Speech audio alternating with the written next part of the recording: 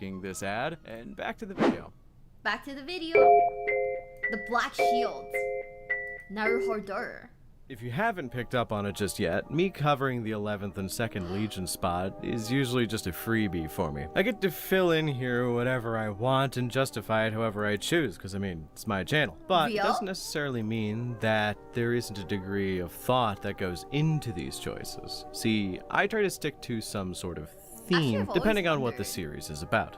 See, for the 2nd Legion slot, I covered the Grey Shields, the unnumbered sons of Rabute Gilliman, which were essentially the first wave of Primaris Marines that came out of the frozen halls of Belisaria's Call, ready for combat during the Indomitus Crusade's outset. I have, since that video, learned quite a lot more about the Grey Shields, and to be honest, I probably think my old video is a bit out of date, but I'll cover it a little bit more in depth later. And I digress. Basically, because I covered the Grey Shields, it was only natural that I cover the Black Shields for the 11th Legion and throw you all for a loop. The Black Shields as a whole are a very interesting concept and have some long-lasting repercussions as to their reach in the 40k setting. They aren't really talked about that much as their touch on the setting isn't as intense as any other faction, though I do find that they do serve a bit of a significant spot in the era of 40k.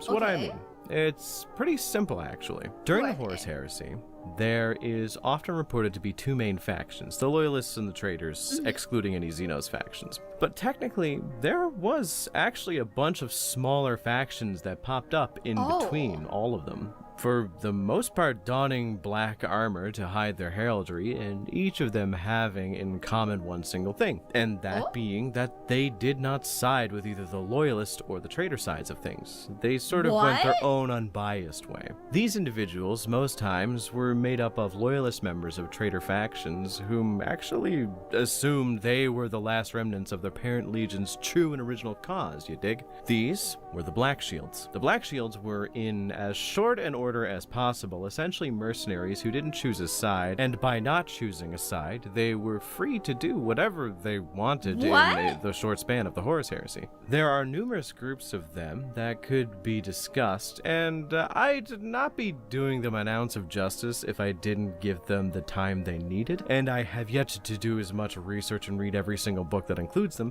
so I'll probably cover them all individually at some point. Hell, Indrid Har just got a model, and it is one of the best true-scale model characters they have released up to this point, with a fucking amazing dynamic pose and just very, very good sculpt work. Wait, that model is kind of cool. Titus was a Black Shield. Okay. So what they are is just basically traitor legions that don't want to be traitors anymore. Then Titus was a Black Shield Death Watch.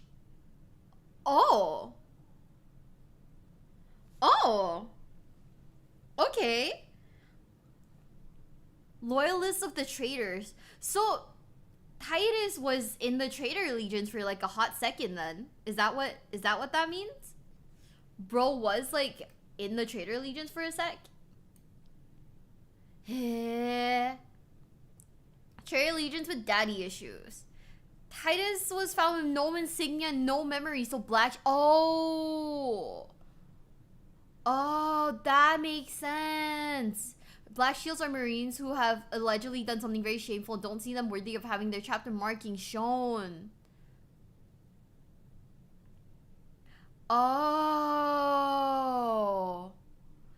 He chose to be a Black Shield. It just means exiled. So this is the exiled faction then. Okay, I see. That makes more sense now. So he was accused of heresy. Sent to the Death Watch, and then became a Black Shield. But it's not limited to Traitor Legions. This is just to Marines who are just abandoning the insignia in general. Self-exile or imposed exile. The only reason they let Titus back in the Smurfs is because they found no trace of heresy. He is in fact a world eater without the butcher's nails, which is Ooh. pretty neat, but again, I digress. What else is there You to can know do about that? the Black Not Shields? have the butcher's nails? Aside from that they were a separatist, non-included faction of Space Marines during the Heresy, they tended to avoid outright conflicts with either side if they couldn't help it, which is usually how they would go about it. And alongside that, they tended to wear weirdly fucked up power armor. Due to them being separated from the majority of the manufactorums of either side, they weren't able to get replacements as they saw fit. So a lot of their suits of power armor were jury-rigged to have the performance of them maximized while also maintaining them as best they can with what little equipment they could. A lot of them are patchwork from stolen bodies that they killed on the battlefield when fighting either traitor or loyalists. The specific designation for this mark of power armor that is just the conglomerate is actually pariah pattern. So they have pariah pattern power armor, but their weapons are also called pariah weapons because they also had to have just piecemeal patchwork adjustments done as they were engaging in warfare. It is interesting, but it is a practice that probably fell out of favor pretty damn quickly because the power armor for Space Marines is supposed to be balanced on a knife's edge, where if you do not keep it in check the proper way, it will burn out and break pretty easily. Ooh. Maintenance as opposed to customization is usually more important. Although they were a part of the Horus Heresy, there is a bit of a reason as to why they aren't mentioned too much. They didn't play a huge part in the Heresy, to my knowledge. Their whole shtick was essentially recruiting new Marines that were rushed into the process of being a Space Marine so fast that the indoctrination to make them didn't stick as well as it could. Essentially making a bunch of Space Marines fight for a cause that they didn't really believe in or understand all that well. So many of them ended up defecting to the side of the Black Shields or just outright defecting to the opposite side of the conflict. Now, most of the Black Shields ended up getting disbanded, hunted down, or died out, but a few of them ended up actually existing into the modern era, allegedly. And I kind of want to bring up one of them in passing to discuss the point that I want to kind of make here, because there is one that is still around. So there was an entire Black Shield chapter of Space Marines that were made up entirely of an abandoned company of Emperor's children. They identified by the name of their company, which was the Death Eagles. They kept a sort of gold and pink color scheme similar to their parent legion, while also adding new elements to distinguish themselves, and named themselves as... I hate that color scheme. What is that? Hold on a second. No. No. No, this is absolutely unbased. Chow, what the fuck? I love that scheme. No. I think this is so... I don't know. Why is this underwear... Why... Okay, in the right one, why is this underwear split down the middle in, like, pink? Like, bro's underwear is, like, definitely, like, split down the fucking middle in pink, bro. He's freaky like that. I know they're called cod pieces, but because I won't remember that in like 2 minutes, we're calling them underwear. Looks like ice cream. I mean, they look like raspberry ice cream, you know? But like, yeah, bro, one of them's like, this guy has like, the one on the left has like super defined tidy whities. This one also has like kind of defined tidy whities, and this one's just like, we're dipping it. I don't know. I don't really mind the checkers so much. I just feel like, man, I'm so confused. Yeah, the middle one looks like he's wearing a thong. I'm not even gonna lie. This is insane. Also, this guy's wearing like two-tone like leggings, bro. They're wearing two-tone fucking leggings. This one is okay. The one on the left is the least offensive. The one on the left is like the least offensive. Everything else is like low-key kind of like offensive. Oh man. So hide the pee stains. No. Also, Hero, thanks for gifting us sub. Thank you. These guys look fabulous. They do. The guy on the left does. New outfit idea? Absolutely not. Their VTuber? Abso-fucking-lutely not. We are not gonna look like this, chat. What the fuck?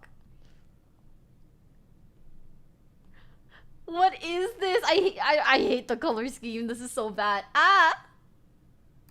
a chapter rather than a member of the Emperor's Children. These were the Death Eagles, as I said. Now, the original printing of these models and rules in the 90s confirmed that they were in fact loyalist members of the Emperor's Children, but it is said that the Black Shield group that went by the name the Death Eagles went missing after fighting a chaos-corrupted group of the Emperor's Children on some planet far away, and a new chapter arose swiftly afterwards called the Death Eagles. These Death Eagles had completely different power armor colorations as well as completely different tactics, and allegedly they were the successor chapter of the Raven Guard, which, yeah, makes sense, but I'd still like to think there's an idea there that they were possibly just the camouflaged and disguised version of the Emperor's Children, because shit like that does happen. Allegedly, the original Minotaur's chapter, this fucking mustard and ketchup looking abomination.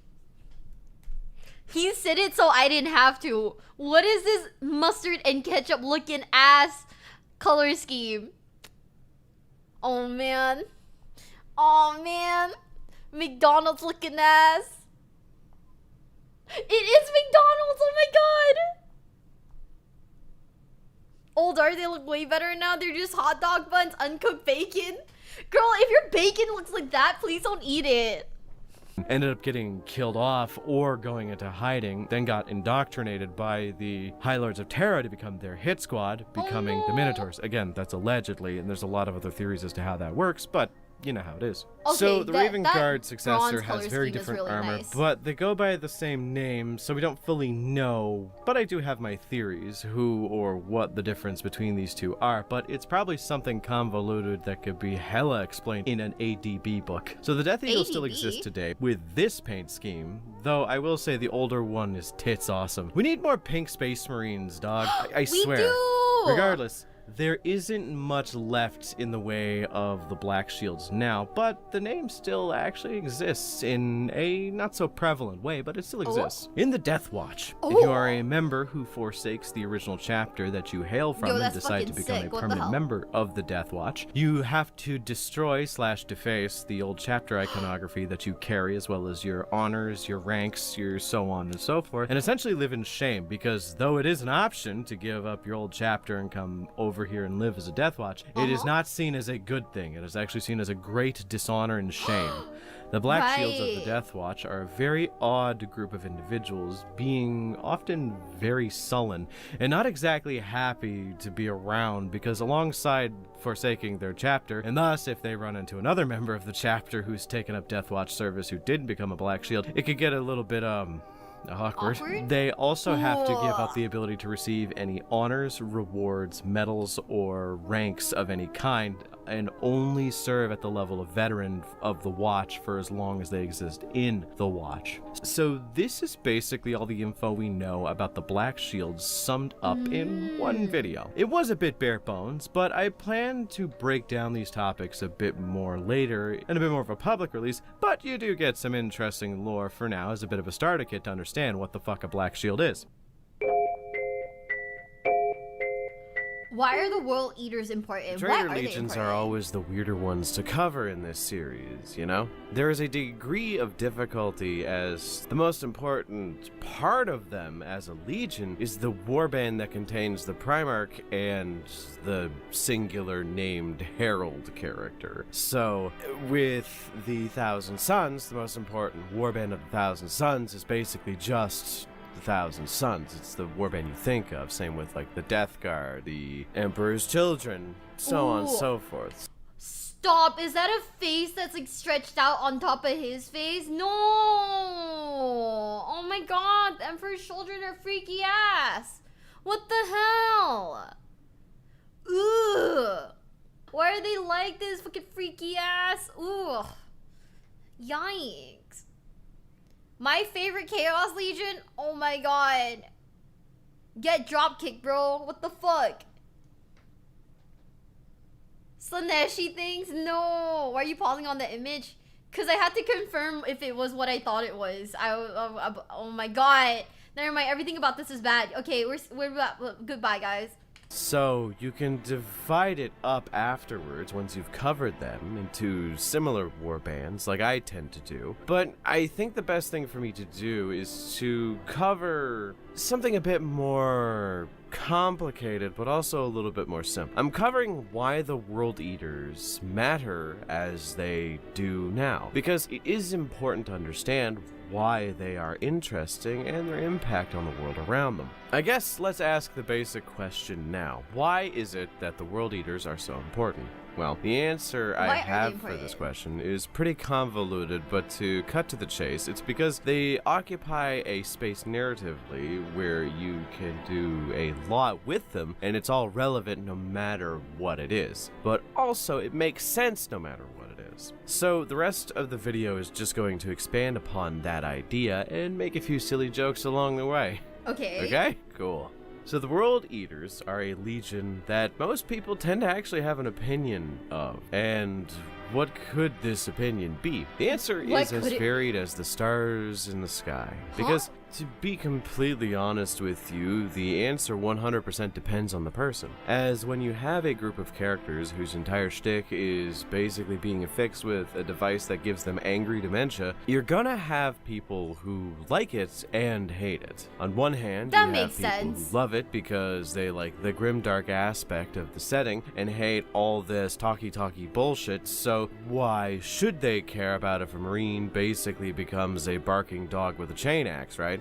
But then you have people who don't like them for the exact same reason, that as characters in the modern day, they tend to lack a degree of, well, character. Aside Actually, from Karn, I do like there them. aren't really any notable characters that stick out in my mind during the modern day of 40. Actually, I do like the concept of, like, the World Eaters. Like, I do like that their entire motivation is just that they're angry, right? I think that's really, I do enjoy it. I do think that it's not a bad, like, it's not a bad character, if that makes sense. Yeah. They just want to slaughter? Yeah. It's nothing, like, super complicated. They're just a little crazy and angry. Also, thank you for the follows on Twitch. Thank you, Hyperdeath, and thank you, Looney Lurker. Thank you. They are based. Okay. Rank the Chaos factions in terms of if a guy were to play this army, it'd be a red flag. I feel like, okay, let me look up Chaos Legions so that I know exactly what I'm talking about. They're broken and too far gone. I think that they're all red flags. You think so? All of Chaos is base, only green flags. No. And you know that's not true. And you know that's not true. Emperor's Children is definitely up there for red flag. Emperor's Children's definitely up there. World Eaters, I would say, is a green flag. This is why I'm single. Well, the Word Bearers are number one, the most toxic. Oh no, Word Bearers 100% toxic. Thousand Suns also very toxic. No, Thousand Suns are just gonna be the guys who will be like, actually, Death Guard don't shower. Death Guard don't shower. World Eaters are either gym bros or giga nerds. Death Guard literally toxic. Black Legion. Black Legion is basic. Iron Warriors. Fucking nerds. No, I'm kidding. But also fucking nerds, and we can't be friends. No one plays the Black Legion. They're ultra basic. They're basically the Space Marines of the Chaos faction. Hi. Magnus the Jolly Red Giant. Oh no, you're about to hear some Word Bearers. You're about to hear some Thousand Sun slander right now. Ultramarines, yeah. The Ultramarines of Chaos. The Night Lords. Oh, the Night Lords are like, I think they are the hot girl faction. Wait. Magnus was told to do nothing, he did it wrong. They were originally meant to be paladins for the Imperium, and girls were originally Empop for nails. Oh no, we know. Yeah, we know. But then now we're like, if a guy plays this faction, is it a red flag? Do you mean Ultramarines? Yeah, I'm literally so dumb right now. Like, my brain is not working. 40k? Sure, we can go back to the Horus Heresy and Great Crusade, and you have some neato World Eaters characters, like the Riven Hound and so on, but that's pretty early on in the Butcher's Nails doing they thing and progressively smoothing out the person's brain until they're as shiny and flawless as a Riverstone. So they do have a bit more personality. Okay, they're kind of hot. Currently, what the with fuck? the Corn corruption thing, they tend to be a bit less thinky, so they are more or less frothing berserkers across the board, which can be a bit samey if you catch my drift. I know the ones that lose themselves completely either become an 8-bound or are chained up and turn into walking abominable Terminator type deals. So alongside those two individuals, you have the scholarly groups of individuals who find a degree of enjoyment in their struggles from the Horus Heresy and before that. Like, there's a lot of people who genuinely just enjoy the idea that the World Eaters were secretly kind souls due to their original gene seed and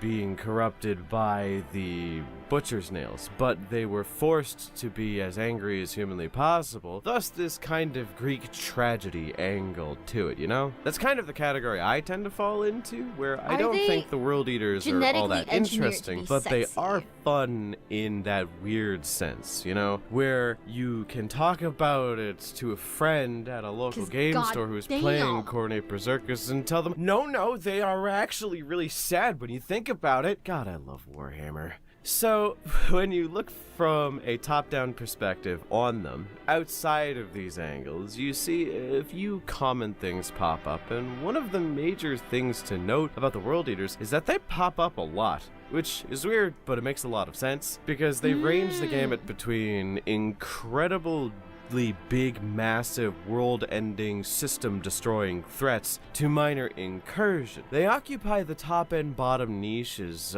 of content really easily. And why is that? Well, for one, people like them, as I mentioned before. There's a lot to like about them, but alongside that, there is this concept that is a little hard to convey. So, with Chaos, you kind of got to be careful, because each Chaos God has been gassed up to hell and back, so much so that basically their legions are walking apocalypses. So, if the Death Guard come to a sector, they're just going to take it, unless there is a major incursion of Space Marines in that area to fight back, because the Death Guard don't just destroy a faction, they pollute the area and make it uninhabitable for anybody who isn't a Nurgle-like cultist or demons. With Tzeentch, say the Thousand Suns show up, they kind of have a similar presence where they not only warp an area into nothing like it was prior, they mutate everything and make it pretty much unlivable for a long period of time without having to glass the entire planet because of magic radiation. The Emperor's Children are not exactly on that level, but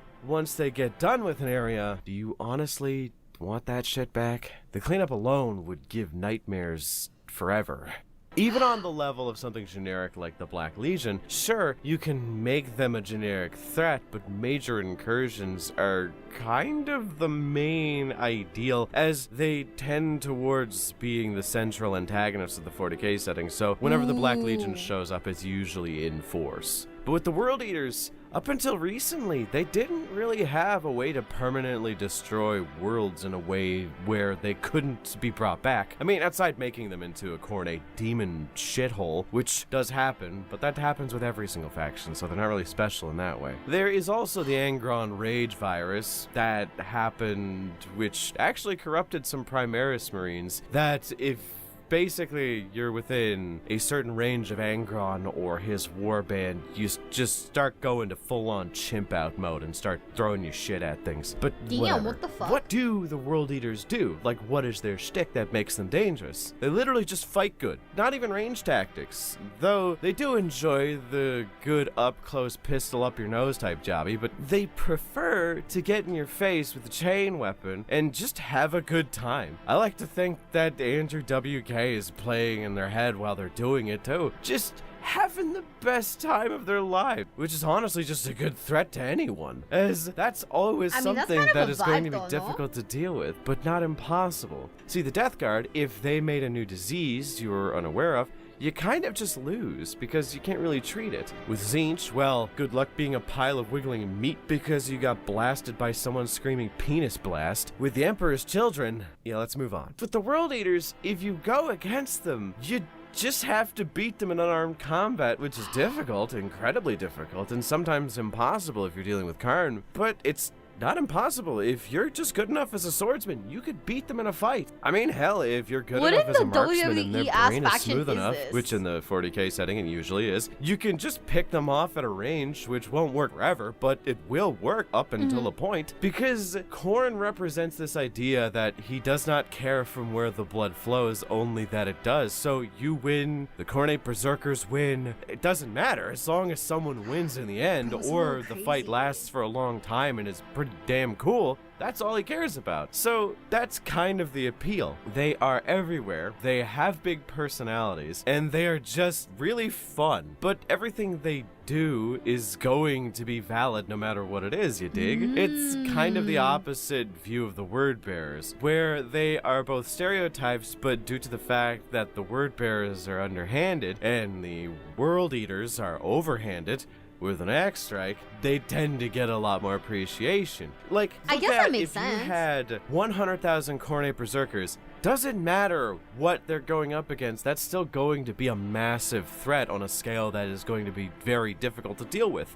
I just think that's really cool. They kind of get a lot of love for that idea that they're basically a club that wants to do what a club does. It doesn't need to think outside the box, and if a Kornate Berserker shows up, usually you can kind of figure out what they're doing within about 20 minutes, because they're not that smart. Again, Riverstone brains is flawless Not as a pearl. not them But calling him it might stupid. just be me He's just a oversimplifying guy. this matter. They are significant in the 40k setting and important to the 40k setting because they occupy that filler space. And you want to know how I know that they occupy that filler space and are always valid? They show up in the Leagues of Votan's goddamn lore. They're that everywhere. There's a battle called the Battle of Orgvair, where they teamed up with a Nurgle warband known as the Purge and ended up fighting a section of kin-controlled space. And they actually played a significant role in the backstory of Uther the Destined, which I think is really cool. So they're fairly recent then? Wait, I don't quite get it. So like, are they fairly recent? Cause like, or is this like a recent like update to them or something like that? Cause Votan's pretty new. They've been around for a while, but if they have lore with the Leagues of Votan, then that's pretty updated, no?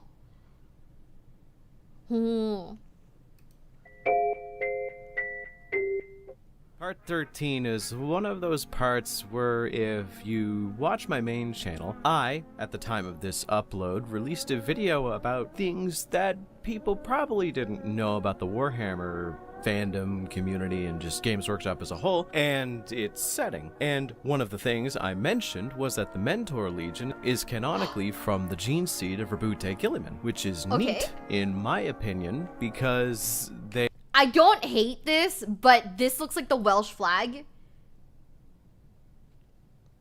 Yeah, I don't hate this, but it straight up looks like the Welsh flag. What do you guys think? Okay, goodbye, Kaiser. Thanks for being here. Needs a dragon, not an eagle. That's true, that's true, that's true. It's just a color scheme, but I don't hate it. I think in terms of the two-tone, like, Marines, this is, like, one of the least offensive. I'm not mad at it. Buzz Lightyear looking head ass. Fuck! Wait, now that you said it, it does look like Buzz Lightyear. God damn it, bestie. I can't unsee this shit now. Oh my god. Whoever said Buzz Lightyear looking ass, you are sentenced to like to get like drop kick, bro. What the fuck? All we need are the Raven Guard. Bestie Raven, do you play Warhammer? Holy. So good design. I don't hate it. I actually don't hate it. Like, surprisingly. It's not that bad. I paint but I don't play tabletop. Let's go, bestie. I fucking love. I'm like a recent convert to Warhammer, and I'm really fucking enjoying it. Holy shit. They are one of the most significant chapters of Space Marines out there. So that being said, it was kind of an obvious inclusion for this specific spot, don't you think? So the Mentors, or as they were called in the olden days of Warhammer, the Mentor Legion, are an odd chapter where they were included in the older editions of Warhammer, that is so evident old by looking. the name including Legion at one point, before they had kind of hammered out all the lore and what they can't call something and what they can call something. But in the context of the universe itself, they are actually kind of a new chapter, as new as things can be in this setting. They were made They're in the new? 26th founding of Space Marines, which, if you didn't know, we only have like 27 or 28 of them. So it is kind of funny that they are such an old chapter in terms of like the game, but in terms of the lore, they're relatively recent. It is a bit of an odd piece of information where the 40k setting hasn't been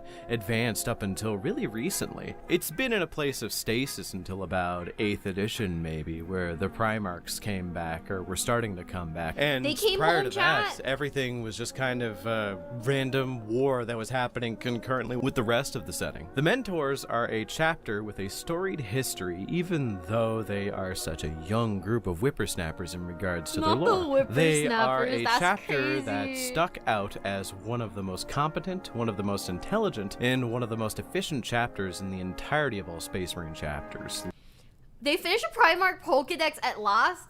I'm just saying, if they release like a Pokedex, like one of those Pokemon books, like remember like back in like the day they had like those books that featured all of the Pokemon. If they had one for the Primarchs, honestly, I'd buy it. I would buy it. I think it'd be really funny. Montezuma, thank you so much for the follow. Thank you, on to Basement. Welcome. Also, hi, Ascalon, hi. Dude, I kind of want something like that. Is this my tism? Am I being too tistic again? Ooh. Let alone the ranks of Gilliman. So, what separates them, and what is there to know about them? So, let's cover their obscured origins and move on from there. Starting off, because of them, I learned that chapters have numbers, which is weird. Every chapter that is created is supposed to have a number, because it falls in line with the rules that Gilliman has put into place, which basically means you can only have 1,000 chapters and so on, so to keep track of it, every new chapter that's created gets a number, apparently. I have not seen any other chapters aside from the 20 legions that have existed with numbers, and also this one. So, new information to me, I guess, but I don't doubt you could probably find more mentions of chapters with numbers, but this is significant because the Mentor's chapter number is 888, which you'd think isn't important to know, but it does play into their history, as they are a chapter created to fill that spot after the prior chapter, the Star Scorpions, fell to chaos due to mutations in their gene seed and them being caught in the warp for just a smidge too long. So, with the Star Scorpions becoming a warband of the Dark Powers, the number 888 was open, and so those crazy kids who make new chapters for new purposes decided it was in fact time to fill that slot with a chapter that has fresh gene seed from the Vaults of Terra. That chapter took on the same colors as the Star Scorpions, though with different icons, and so they came to be. Now, we don't know much else about them, as they are an incredibly secretive chapter, but they are also incredibly well used. They don't trust other Space Marine chapters, as they have a very, if I want something done, I'll do it myself mentality, you know, which basically leads real to their as fuck. entire chapter being a bunch of elite trained veterans that would have a relatively higher level of proficiency in warfare than other chapters at base. They use this in maximum efficiency by deploying small numbers of Space Marines with Helots, which are basically just slave plus by their side. They also, due to their constant assistance from other aspects of the Imperium, have a higher level of technology. The fighting style of the mentors is decided specifically based on efficiency. What is the best way to accomplish the mission at base, and how can it be accomplished? Like, one of my favorite examples is one mentor legion was described as a one-man army because he had 3 helots piloting servo skulls linked with digital weapons that would fire small rounds. Why is he kind of fine though? Thoughts, or am I being toxic again? Am I the problem? Is it me? How far have we gone in 2 hours? 30 minutes. We've gone through 30 minutes of this video in 2 hours. Not enough service studs? Man. Me or the red flags literally painted on. Shut up! Shut up! Don't even say that to me! Ah! Is it toxic to see a baddie? Why he kinda fine though? It's toxic, call a man fine. See, it's toxic to be as down bad as I am.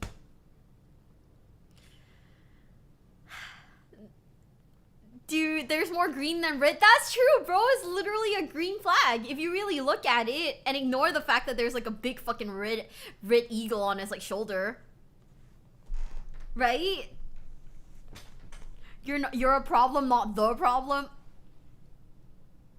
I'm just saying, just a small red flag. It's acceptable if you squint, right? If you squint, you can barely see the red in it anyways. It's more green than anything. He looks like he'd give you a hip pat, that's it. He looks like he would not call you back.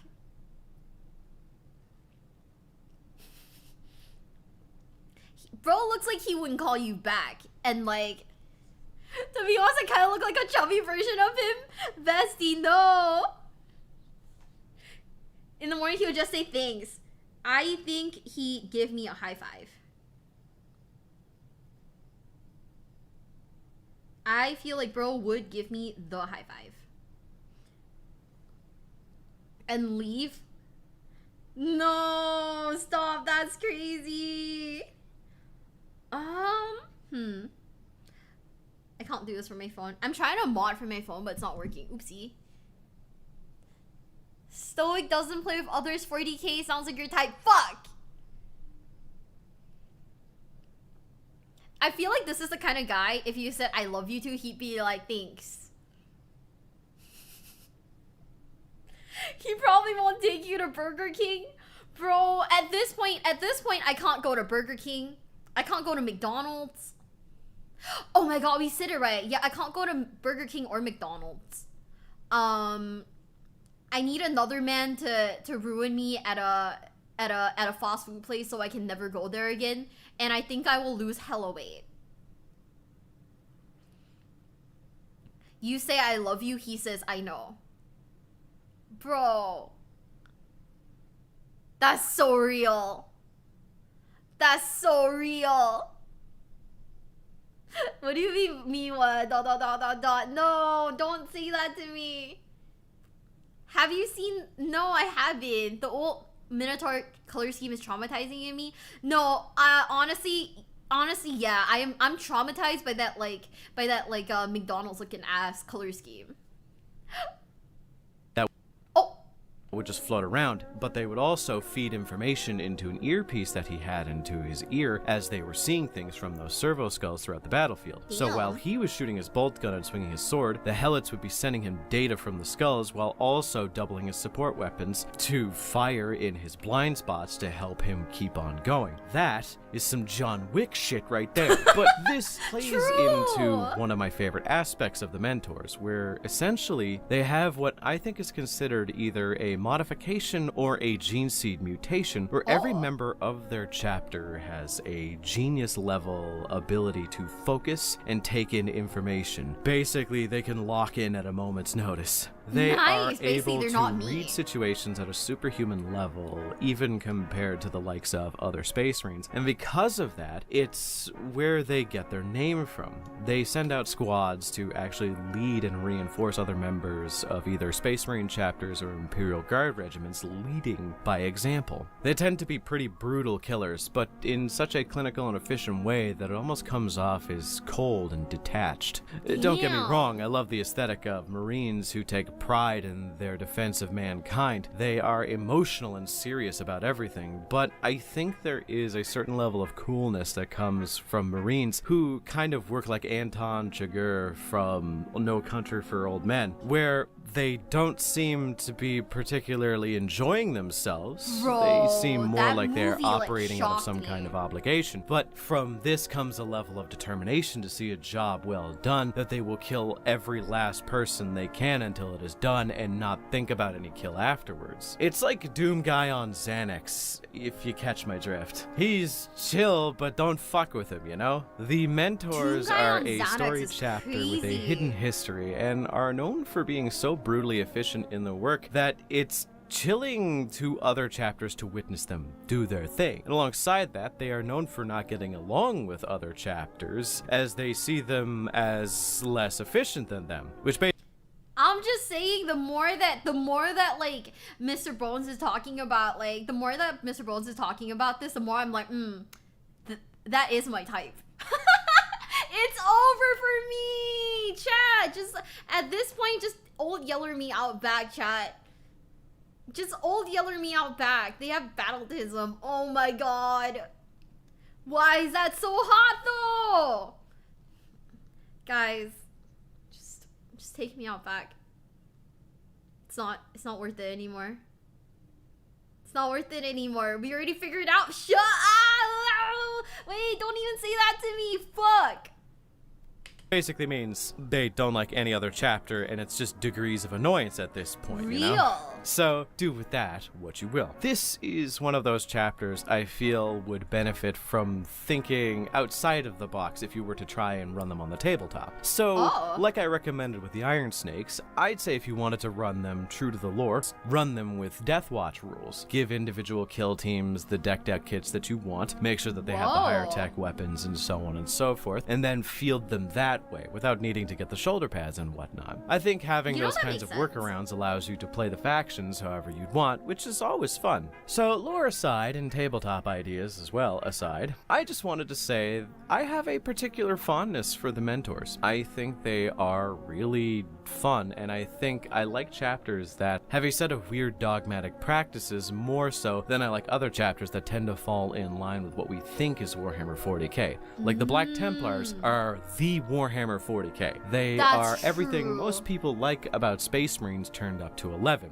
Which is cool as shit, but the mentors are literally a chapter full of nerds who do nothing but read and train all day. More than any other Space Marine ever could, I should note, and because of that, they are beyond efficient at what they do. There are accounts that for most Space Marines, their days are incredibly regimented and thought out almost to a T, and they have to work within the set guidelines that they have, but they always have leisure time and free time and time to relax. But with the mentors, it's shown to go so far beyond what is normally expected of a Space Marine, where everything down to the second is planned out, and they will not break the routine unless 100% necessary. I don't even think they get leisure time for the most part. I know there is one account in the Spears of the Emperor book where the mentor's brother in question that was in said novel enjoys like an additional 15 minutes of sleep every night. So he trains harder than he's normally supposed to do, which is insane, just to make up for that 15 minutes.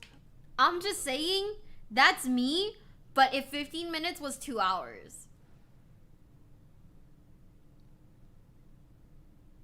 God, these men would fucking hate me.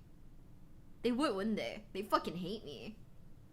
I think the mentors are super fun and deserve a new book from time to time. And you have to do the train harder bit. Nope.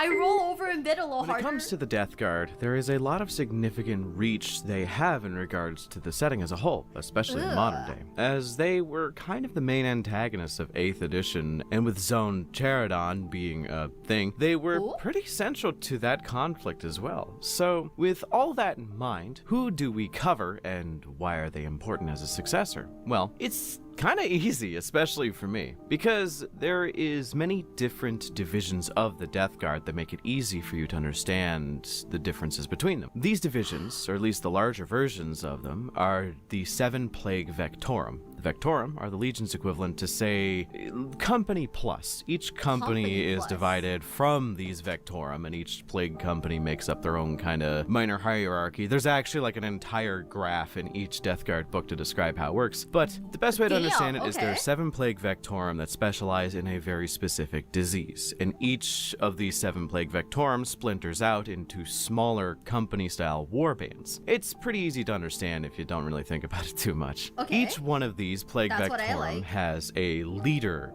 kind of individual who takes care of basically every major need in terms of governing the rules and laws of each Vectorum. And each splinter of the Vectorum has a Chaos Lord or a minor demon prince or maybe even a sorcerer sometimes in order to govern that smaller body. So to say the people at the top of these Plague Vectorum are powerful is a bit of an understatement. I don't know if we know all of them. We know one has a demon prince, one is Mortarion, and one is Typhus, and each one has their own Plague Vectorum to lead. But as for the smaller, minor Death Guard war groups, you have stuff like the Tainted, which are led by Necrosius the Undying, who is a very interesting individual, but we're not covering the Tainted today. We're not covering even the Anvils of Mortarion or any of the more special versions of the Plague Vectorum. The one we are covering today is called the Pallid Hand, and I think they are one of the more interesting warbands of the Death Guard. They have an outstanding bone cream with rust streaks paint scheme, and the lore we do know about them is pretty interesting. So, who are they? Well, they are one of the Plague Vectorum, as I mentioned, and they are a specialized group of Death Guard who have some pretty potent tactics. See, hey, yo, chat, what that tongue do, though? Damn. Also, good night, Demon. Good night, good night. Hi, Jojo. And thank you for the follow, Escalon. Thank you. Bestie, I can't read your name. It's too red. I deadass cannot read it. I'm sorry. It has maggots in it? Aw.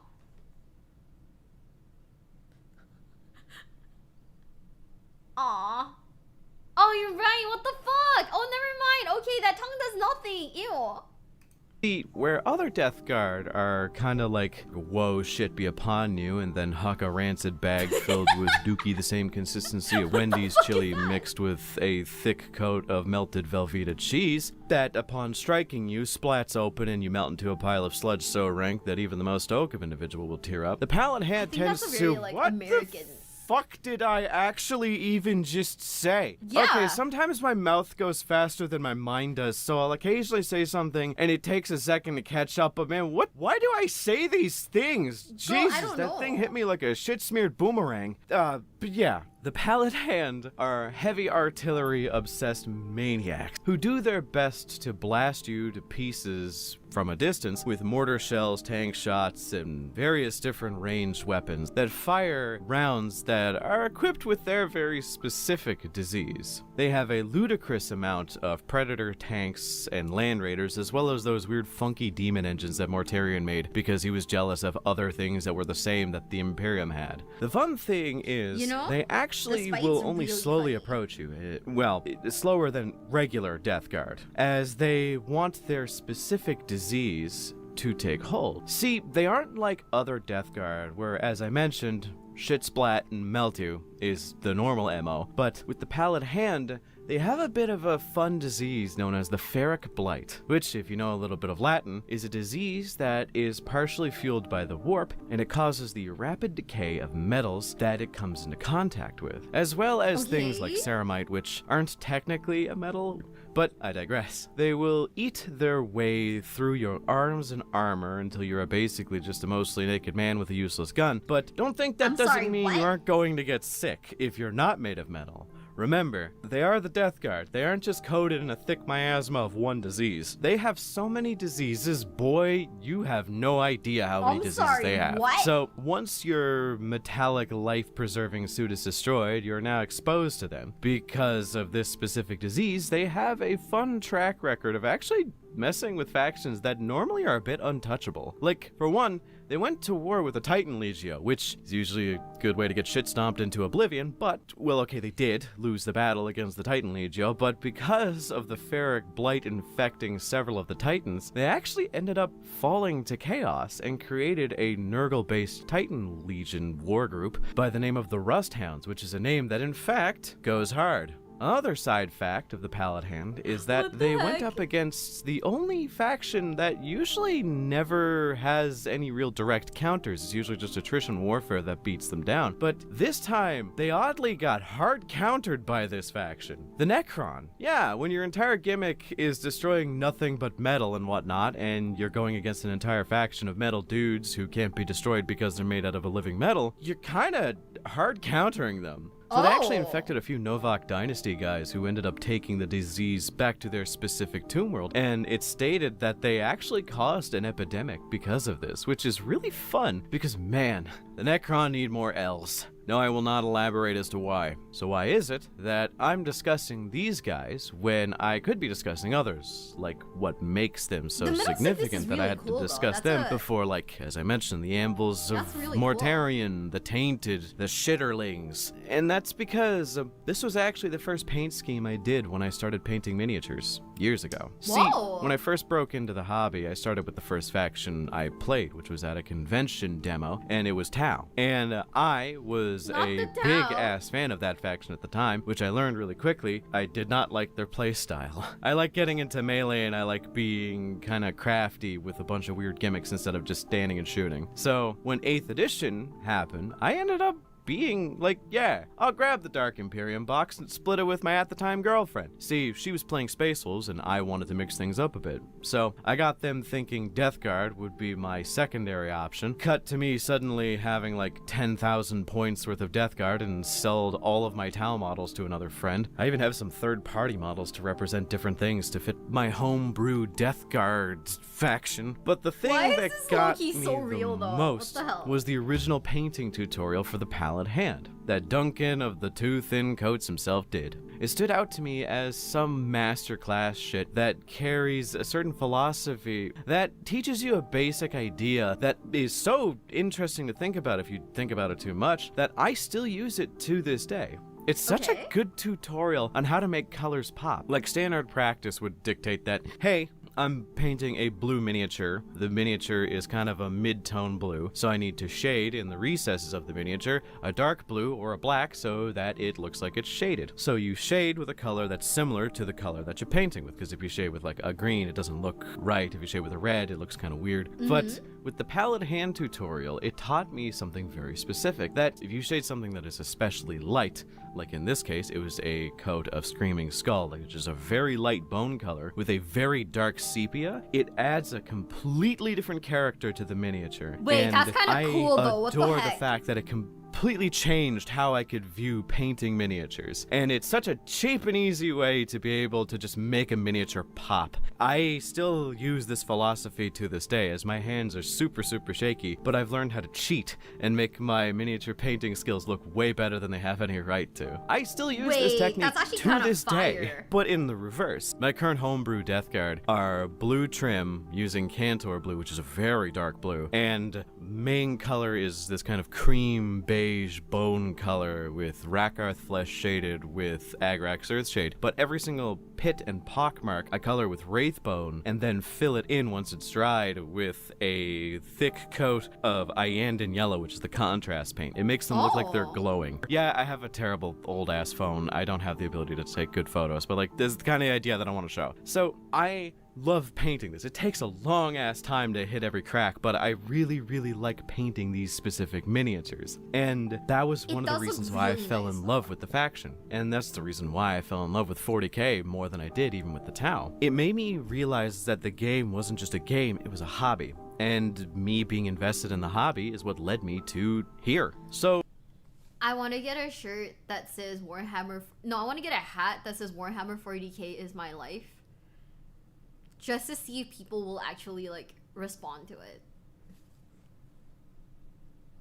I bought a hat that says undiagnosed, but I'm pretty sure. And so far, no one's ever said anything about it, and I'm kind of sad. You know? You can make one. Should I make a hat? It's more than just a game, Mom. It's not a fucking phase. This is my life, right? But honestly, though, the fact that no one said anything about my new hat, I'm so sad. I would love to touch those pillows. I mean, go to sleep, bro. I don't know. If you want a pillow, you should go to sleep, bestie. They're not toys, they're miniatures. Some unfun people around you that I know, right? How the like, hi, they need like some whimsy in their lives. Bro, you wanna know something? I bought a shirt that says niche internet micro celebrity. And no one said anything about it, so I was like, aw, man. I only play the game once a year, but I paint most days. No, you're so real for that. Like, I feel like that'd be me too. I bought it because I thought it was really fucking funny. By the way. I spent way too much money on a shirt that says that. And it's not even like that fantastic of a shirt. It's just like black. It's just a black shirt with white text. But yeah.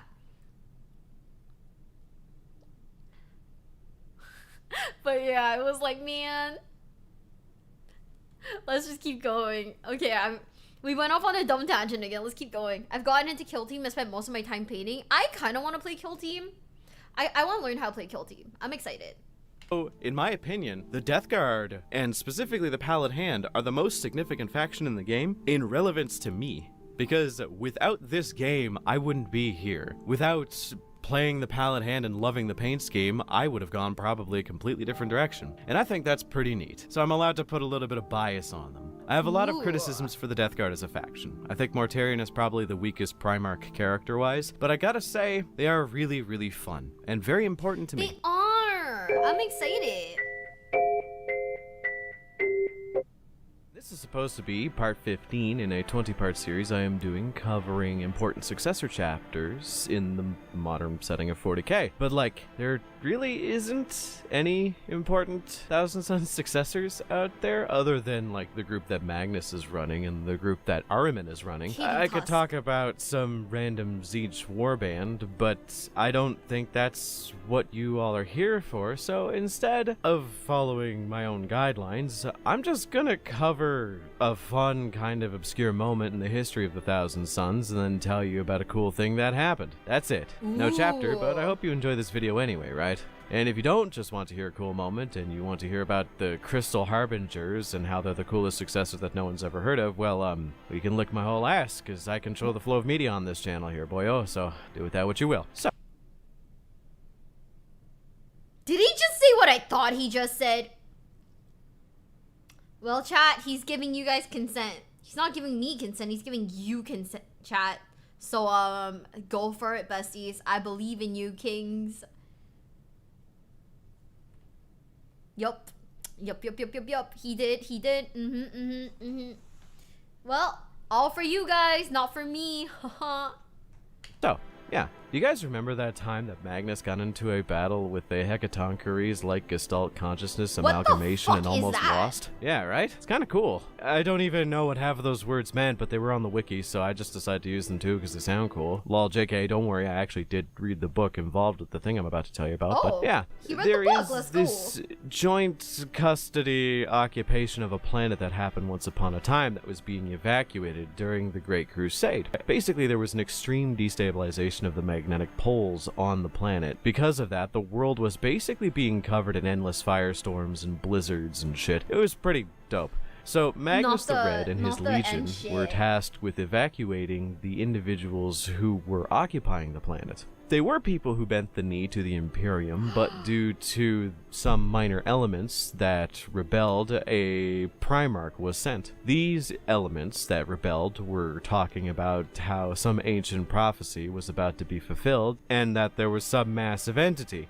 a godhead-style figure that was going to rise up and ascend this world to some kind of heaven. This entity Damn. was referred to as Shaitan, which, side note, the planet they were on was called Morningstar. You're not fucking clever, GW. I see what you're doing there. I think you should write more Leagues of Votan lore as recompense for what you just did, or else.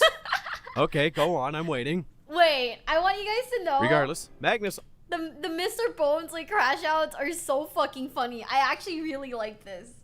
also wanted to get to Morningstar as it had a lot of pre-Age of Strife literature in ruined libraries that he had to psychic his way to get to, you know, warding his way through firestorms and shit in order to survive. It ended with him taking so long to evacuate everything that, as I mentioned, it became a joint effort when Magnus's BFF showed up, Perturabo, which is interesting to know that Magnus and Perty were the not Peter closest Turbo. of each other's bonds, which I think is very interesting. I think there is some kind of joke, a metaphor here about Egyptians and Romans and whatever, but I'm not smart enough to make it. But if you read the Magnus Primarch book, you will see that they get along better than most other Primarchs get along, which is kind of cool. A lot of people think that Perturabo isn't even capable of being friendly, but he actually hugs Magnus in this book, which is kind of cute. There's even Guys. small moments where members of their legion start interacting and start realizing why they share a bond of some sort. Guys, we almost forgot our true text. Peter Turbo jump scare up to 3, baby. We don't expect the Peter Turbo, but he's there. He's always fucking there for some reason. What the fuck? I thought it was Connie who's BFFs with. No, apparently he's besties with Peter Turbo too. But regardless, they end up working together to expedite the evacuation, but terroristic elements are starting to pop up all over Morningstar more and more, saying it is the will of Shaitan for people to die on this world. What the Bombs, fuck? guns, and Magnus being ambushed and shot point blank with a tank shell is a lot of what happened. Magnus ended up actually doing a lot to speed things up once the world was getting closer and closer to the end. And Perturabo also showed up, which definitely put a fire under his ass to do so. With some investigations, discussions with some weird mountain wizards, and Magnus going on walkabout for a little bit, just to get some intel, of course, Not he found Magnus out going that for whatever a walkies. Shaitan is, it's a real thing and is hidden in a ship that is older than the Imperium of Mankind. Basically, the original Oh no! Oh no! You're right! Oh god! I forgot about that bit. Thanks, guys. Oopsie. If you chronically drink energy drinks, you can develop a tolerance to caffeine. Fuck. No. Oh no!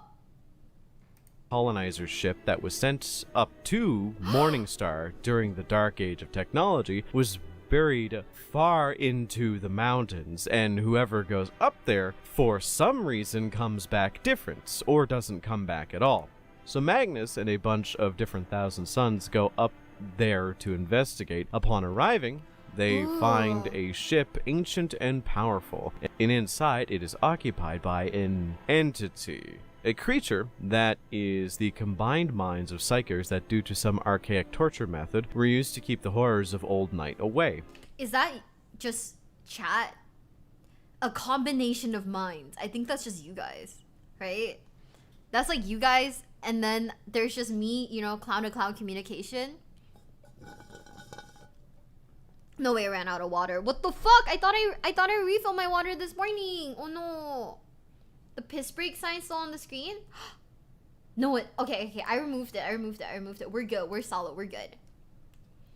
Which is why Morningstar was relatively untouched in terms of its populace. So, what did this entity look like? It didn't. It was intangible and ethereal, but it had the ability to possess any psychically gifted individual, which is really damn unfortunate that Magnus and his legion were the ones who found it. So Magnus ended up fighting against his own sons, with a few others that he brought with him who were a little more psychically powerful to fight off Shaitan. But Shaitan ended up actually possessing Magnus for like a short period and trying to force him to put Shaitan's consciousness inside of Magnus's body in order to exact its revenge on the Imperium for abandoning it. What? Eventually, Magnus ended up just overpowering it and then forcing it into the Book of Magnus, promising to tell its tale wherever Magnus would go. Which is cool, and also kind of proves that Magnus is still one of the strongest psychers in the setting, but it is interesting to note that Shaitan actually overpowered Magnus for a little bit there.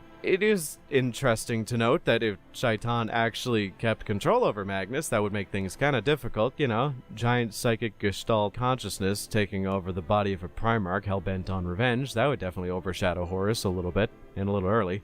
So, yeah. And, yeah, that's more or less the whole story of Shaitan. Shaitan is an interesting creature, but I see not a lot of people talking about it. I know 40k Theories talked about it a while back, but I want to bring this up and see what everyone else thinks about it. Though I suppose this is a bit of a weird place to do that, because this is a video you have to pay to watch, and not as many people are going to see it unless I release this in its whole early, and I'm not going to be releasing this entire series for another 2 or 3 months as I'm not going to think about that. That's fine. So, some final thoughts. I think a lot of people's first thought is to see Shaitan as a demon or some kind of warp entity, and I think that is both correct and incorrect at the same time. You dig? It's true that it is an entity made up of a hive mind of combined psychers, but something like that hasn't really ever been expanded upon, as the unshackled soul of a single psycher is immediately predated upon by warp beings and chaos monstrosities, so the idea that this actually exists is a bit odd.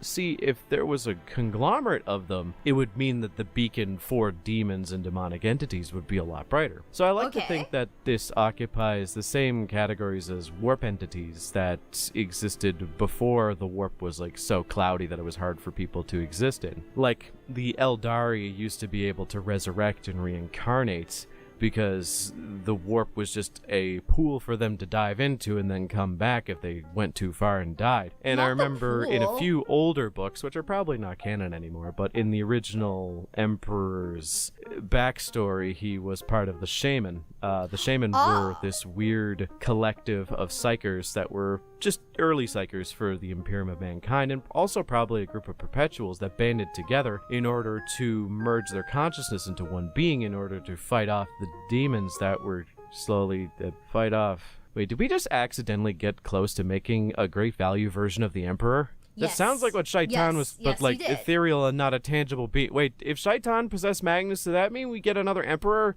Is that it? No, that's... We're not going to think about that. And that is going back in the vault for a little while, as I don't want to acknowledge that that is a thing. No, that totally is a thing.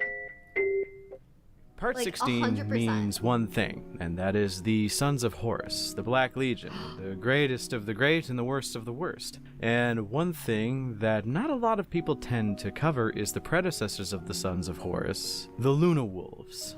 There isn't much of a significant difference in the two, so I kind of get why they're usually lumped into the same category. But from my perspective, they do kind of divide the era of the Great Crusade and the Horus Heresy into pretty even halves. I think it is kind of an interesting thing to look at the journey they had to go on to become the arch traitors they ended up being. But yes, for those who don't know, the Luna Wolves have a weird legacy. See, with other legions, there is this idea that they either specialize in something or they are generalists. Those that specialize in something are sent on special missions that they are told they are the only ones who can do them. But with the generalists, they are usually good at everything to some degree, though not usually as peak in specific categories like the specialists are, so they are often sent on the most important and dangerous missions. Yeah, specialists tend to just be sent on busy work from what I've seen. But with generalist legions, I find that they are often sent off on the most important missions as they need to be handled with a degree of tact. So if you were to take a generalist legion and put them up against a specialist legion, most of the times the generalist usually wins, though it is oftentimes pretty close. Like, a good example is like the Ultramarines versus the Word Bearers, the Dark Angels versus the Night Lords. Kind of close in some areas, not really though, but you get what I mean. But the thing with the Luna Wolves is they are generalists, but with the skill in every area of that of a specialist. They are considered widely one of the strongest legions of all 20 for a reason. The only legion to compete would probably be the Dark Angels, but that's just because they actually have multiple divisions that are hyper-specialized in certain actions, which give them the ability to be considered generalists. The Luna Wolves, upon their inception as the first legion to have their Primarch, is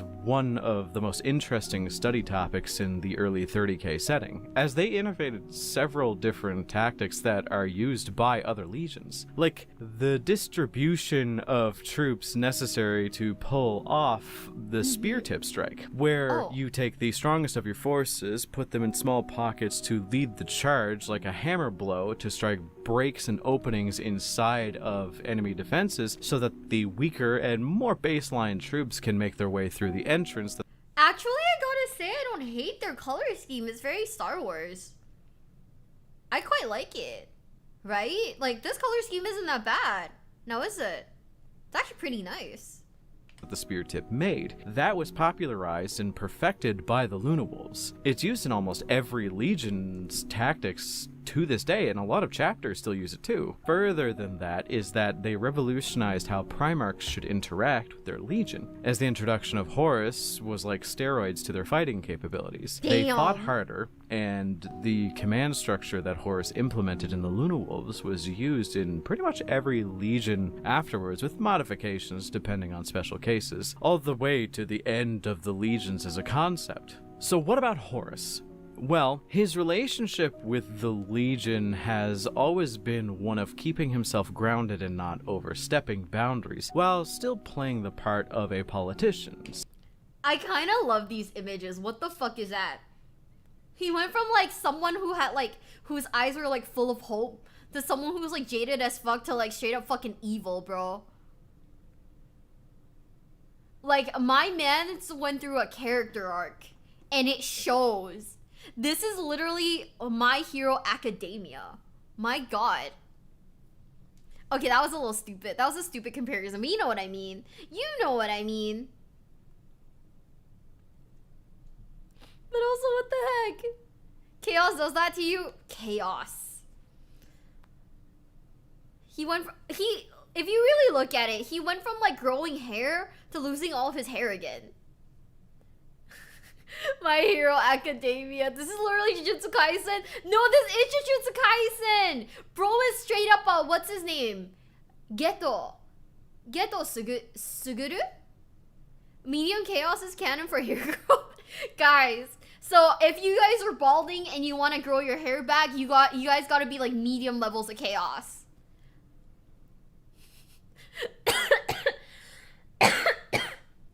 Oh my god, I just laughed so hard I fucking choked. My Warhammer Academia. This is so fucking goofy. I love it. What the fuck? So be moderately chaotic, guys. Don't be crazy. Be like average level chaos.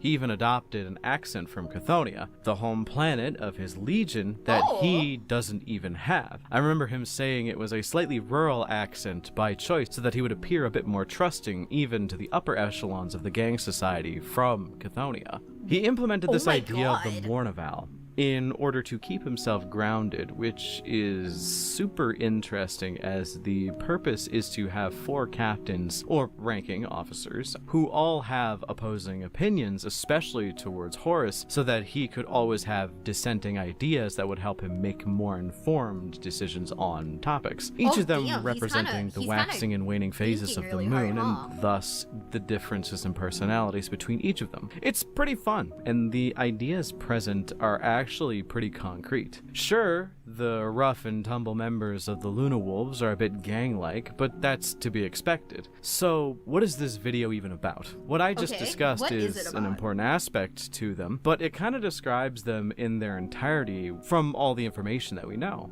Well, the tagline of this video kind of plays into that, and it's the importance of names and symbols. See, the Luna Wolves were a bunch of Marines that worked with their Primarch Horus, but unlike every other Legion at that point, the name had only been of marginal significance. See, with the Space Wolves, their naming conventions were based off of the Wolves of Fenris, as well as Leman Russ, who was the wolf from space. The Night Lords got their name from, well, the fact that their leader is the Night Haunter, who is also a Lord of the Night. The White Scars are called as such because they all share the same scar as their Primarch Jagatai, as a show of solidarity, of course. Right. So, with the pacification of Ulanor as a form of status symbol for the Luna Wolves, Horus was recommended to rename his legion as he was being placed at the head of all the other legions and being considered the Emperor's delegate in order to handle all affairs outside of his area, which would be the title of War Master, as we all know. And thus, the Sons of Horus were born, with the symbol of the Eye of Horus, which I think was the downfall moment for the Luna Wolves, as it removed the idea of Horus being a leader to his people, but still wanting to be a part of their society, and replaced it with Horus wanting to be a tyrant who is in charge of every single one of his legion with an iron fist. It's when the Sons of Horus were born that the Legion began its true descent into the madness that inevitably would create the Black Legion. Its utter decay at the hands of Horus is incredibly interesting, I will say. It's why I find the Luna Wolves to be such an interesting idea, as they represent a style of Legion change that you don't often see. Are we saying the only that time Horus you did can a even fucky compare it is to when a Primarch discovers his Legion for the first time and changes their name, like how the Revenant Legion became the Blood Angels, the Star Hunters became the White Scars, and so on and so forth. But to have a name change so late in the game for the setting is almost unheard of. I don't think it's ever really happened to other legions, so it's left such an interesting impression. I know that some authors and readers of the fiction actually have this kind of relationship with the Luna Wolves as a whole. One of my favorites, and one of the best examples of what I'm talking about the difference between the Luna Wolves and the Sons of Horus, is that Aaron Dembski-Bowden's significant other was kind of a fan of the Luna Wolves as they were getting into the fiction of the Horus heresy. So much so that they were a bit sad to see them turn into the Sons of Horus and see the downfall of it. So ADB, being ADB, used his weight at the company to add some lore to a successor chapter of Dorns in order to make them functionally the Luna Wolves in the modern setting. Which is also funny because canonically I'm pretty sure the Shadow Wolves, which is the chapter I'm talking about, also are like completely wiped out, though. So you're telling me that if I want to majorly influence Warhammer lore, all I have to do is fuck a writer? Is that what I'm understanding? It's that easy? Oh, okay. I see. Biggie told Horus Arena and then he actually said no, but eventually reluctantly said yes. Probably not. I guess. Okay, who's gonna take one for the team and test that shit out?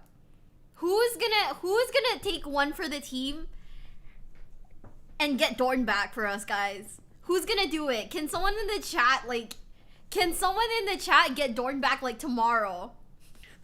This is so fucking funny. This is so fucking funny. Like, as I was listening, I was like, wait a second. Huh? So you're telling me that like one of the strat is to basically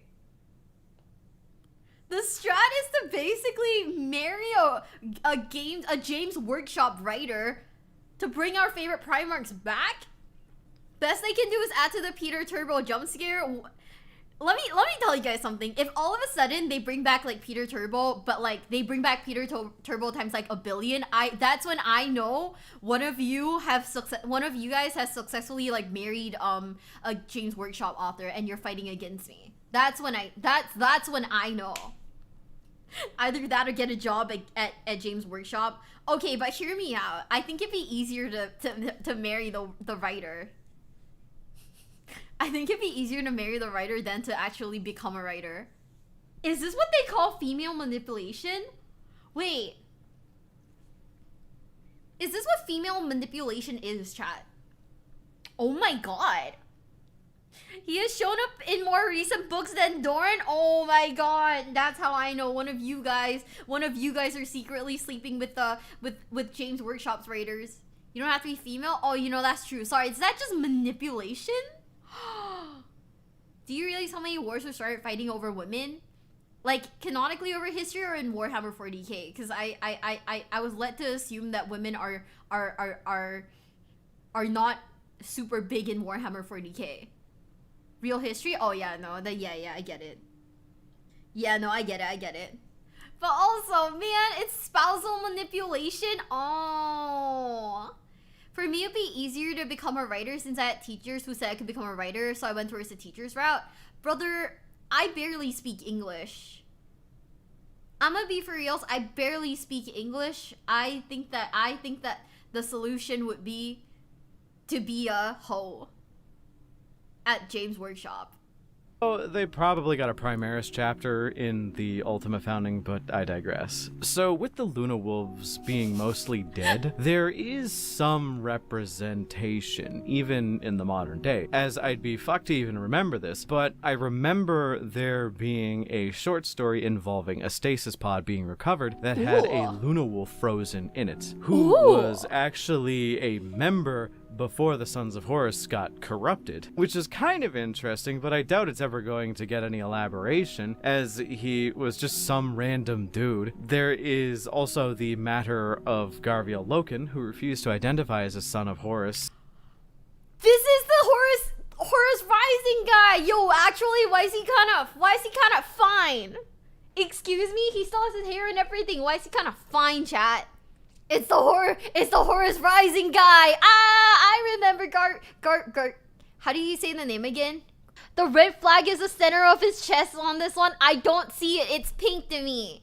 That shit is pink and orange, chat. It's not red. In the far future, names get weird. Loken is awesome. Is Loken a red flag? Thoughts? I mean, he's kind of got that like chin strap thing that I'm not a huge fan of. But also, someone in chat said he's very vanilla. Someone in chat did say that he's very vanilla, and like, I don't know how I feel about that. Is he vanilla? Kind of fine though. Ooh. Like, damn girl. What the fuck? Loken has daddy issues, so kind of a red flag. Okay, but who doesn't have daddy issues? Let's be for fucking reals. Who doesn't have daddy issues in this chat? He's the Las Luna Wolf, so a green flag! He has bat facial hair, but he's a good guy. Could we convince a man to shave his facial hair if it's really ugly? Is Vaughn the Third kind of mess with his head? Okay, he has trauma, I have trauma. I know my dad's great. Okay, well, you know, everyone who has no daddy issues, good for you. I'm proud of you. I'm really proud of you. Gaslight him? You want me to gaslight a man into shaving his beard? And chose to remain a loyal son of the Emperor as a Luna Wolf during the Horus Heresy, even while fighting other members of the Sons of Horus, which, again, is super interesting and incredibly complex. Damn. The importance of naming conventions and symbols cannot be understated, as in general, you need to have a symbol to rally behind if you are a soldier, which is why with the Luna Wolves, the icon of the wolf and the Emperor was the symbol, but with the Sons of Horus, it was Horus and the Eye of Horus, which kind of goes to show the shift in mentality as they changed over to the side of chaos. Hair. I think the Luna Wolves are cool as shit and have a little bit of modern day representation, as there is a faction of Sons of Horus successors that exist as a war band in the Eye of Terror that have taken the old Legion's colors, if I'm remembering correctly. Other than that, you just have the Black Legion, but Black Legion can kind of suck from time to time, so there's that. How make a word bearer's warband? I will always play my hand pretty early when it comes to things that I don't feel 100% confident about. I have done a decent amount of research into the word bearers, though I definitely think I need to cover them a little bit more, but likely at a later date as I'm in the process of reading more and more about them. To be honest, from what I've seen, they don't seem to be a legion that was divided up too much by the fracturing of the Horus Heresy, though they may be divided into smaller groupings. In terms of warbands, they aren't really that different from one another. Are they not? They still follow the same core teachings as the main legion, which makes it hard to talk about any of the supposed warbands without saying the exact same goddamn thing copy and pasted every single time I speak about them. So with that in mind, there's a few options I can go here. I could go the route of one of my favorite videos, which is the Promethean Kings, though I can't abuse that meme of a video archetype because it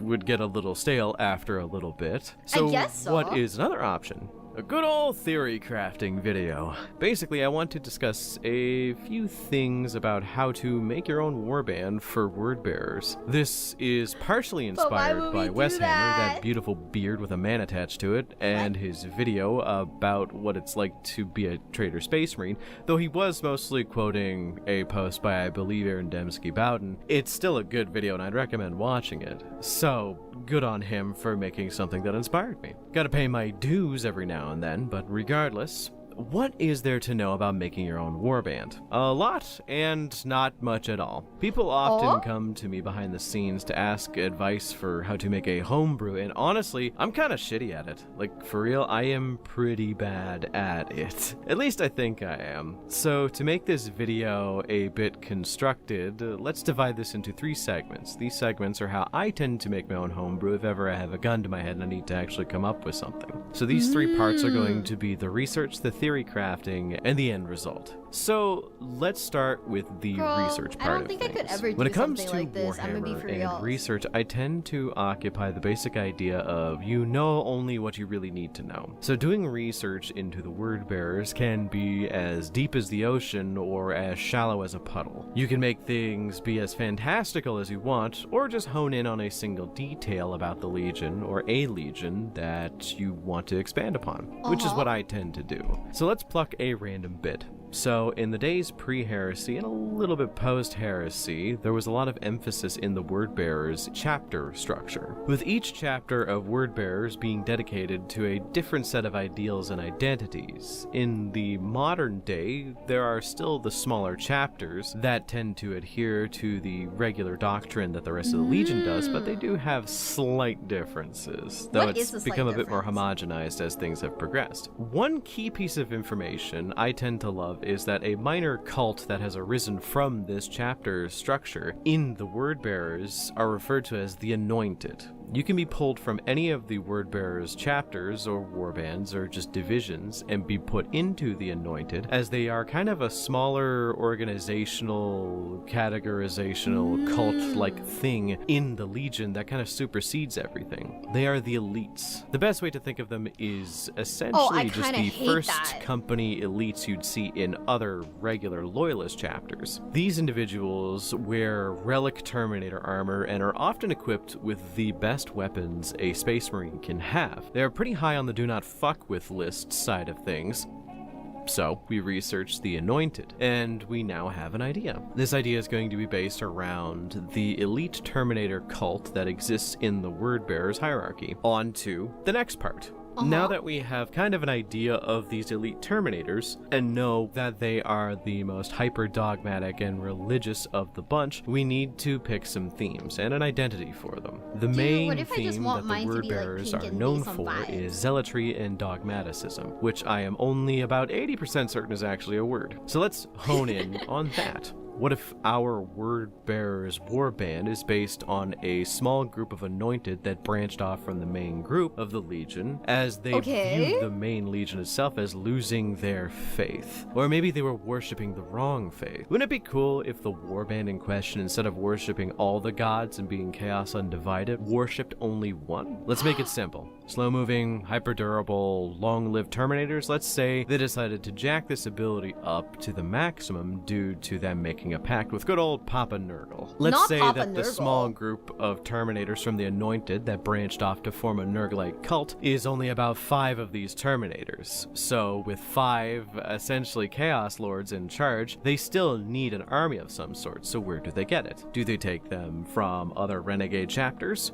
Probably not. Fun fact, the Word Bearers are pretty goddamn hated across the board as being rather annoying to work with, as they will pretty much screw over anyone in a heartbeat if it means gaining favor with the dark gods that they serve. So what would their army be? Humans, mortals. It's common knowledge that the Wordbearers tend to collect mortal followers in the form of cultists in order to seed cults across the Imperium. So if this small group of 5 Nurgle-worshipping Terminator lords seeded plague cults across the universe, they would just have a bunch of Nurgle zombies that could sing their praises and spread their doctrine as far as they would like. It isn't uncommon to have off-legion worship of specific gods. You don't need to be a Death Guard member to worship Nurgle. A good example is the Purge, which is a small Nurglite warband of chaos-corrupted loyalist marines in the modern day that have nothing to do with the Death Guard. So why not key into that theme of them spreading lesser diseases in order to grab more and more followers rather than spreading diseases that would wipe out an entire population? They could have hordes and hordes of plague zombies, poxwalkers, and lesser demons. It would be pretty neat, as there is also a precedent for the followers of other cults of Wordbearers to use the zeal of other followers to clog and dismantle Space Marines. Think of it similar to that of ants dismantling a spider. They tend to understand that the biggest weakness a Space Marine has is multiple bodies climbing all over them. Even if they're weak and soft, a Space Marine can only move so fast and kill so many. So unfearing men who are not afraid of the shock and awe tactics of a Space Marine are dangerous. Take that same concept to give them a disease that could actually possibly harm a Space Marine, and you're kind of in business there. So we have a bunch of ideas that were kind of thrown out there. So this is just basically your own OC then? So, okay. Maggie Dramon, hi, also Sakura Rose, thank you for the follow, and hi, bestie, hi. So, homebrew chapters are just your own OCs. He's just making Death Guard, but like,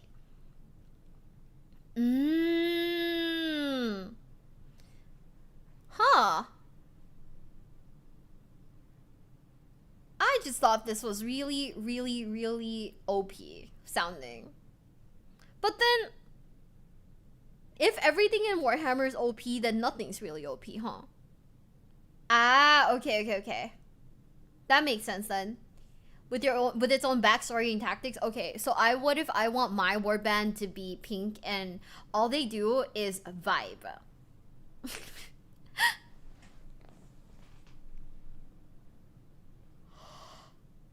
Across are OP. Brother, everything in this universe is OP. Like, straight up everything. Can you think of one thing that isn't, like, insanely OP? I can't. I think they're all, like, dumb. You love Lucius? No, I wouldn't. I know who Lucius is. I know I wouldn't like it. Ick. The biggest of icks from that one man. There's even, Chaos Space Marines are actually loyal to Emperor despite everything. Really? He's fabulous? Ick! But what do they do to spread the vibes? You know, they're just pink. Let's just say that. They're just pink. Make a homebrew chapter during the lore segment of your anniversary stream. There's a lore segment? Are we doing a lore segment? We could. I just have to see if I can get a friend to explain what things are to me. Aeson, thank you for the follow. Thank you. They stream. Oh, okay. So apparently my homebrew chapter is just a bunch of pink Space Marines that are live streamers, right? Thought there was I misremembered. I wonder. Let me see. Let me message a friend to see if I can get some help. Any accents for the pink Marines? They have bows and hearts on them. Let me shoot my shot really fast, guys. Valley Girl Uwu or overly formal? Valley Girl Uwu, duh. Okay, I have shot my shot and I will let you guys know if things work out. I will let you guys know. Give them all cat your headphones. Do you even want Space Marines with cat headphones? Let's put it all together and see what we got. Ooh. Countless times you blessed your false emperor. What? Leave your other god that blesses you. The Rotborn priests are a Nurglite cult of word-bearers that command unending hordes of cultists, zombies, and lesser demons that focus on overwhelming others with the numbers of bodies they use. The infection starts simple. A single traveler will enter a town, a city, a hive. He will have pale skin and thick clothing to hide the lesions and blisters, as well as wraps to hide his patchy hair. He will somehow find a way to infect as many people as humanly possible upon collapsing in the town itself. The disease he carries is the shambling zeal. This disease worms its way into a person's brain and tells them to simply infect as many people as possible to spread the glory of Nurgle. The first day, maybe 5 people would be infected. By the 5th day, thousands would have contracted at least traces. By the 7th, that is when the priests arrive. The Hand of Nurgle is what they are referred to as. 5 rotted Terminator suits of armor slowly march through the disease-stricken cities they now claim to kill any remaining defenders who resist the call of Nurgle, for it is heresy to reject his gifts. They will defile places of safety and health, hospitals, sick bays, bomb shelters, anything that would be an affront to Nurgle. From there, they ransack for equipment and leave with a new mass of shambling corpses that, although resemble desiccated husks, constantly sing in perfect I think he's voices a little sick, guys. What do you in the think? name of the grandfather He's just a little and sick. all that he has done for them and their families. Even if you listen close enough, you could never truly tell if they are laughing while singing or weeping. Not the weeping.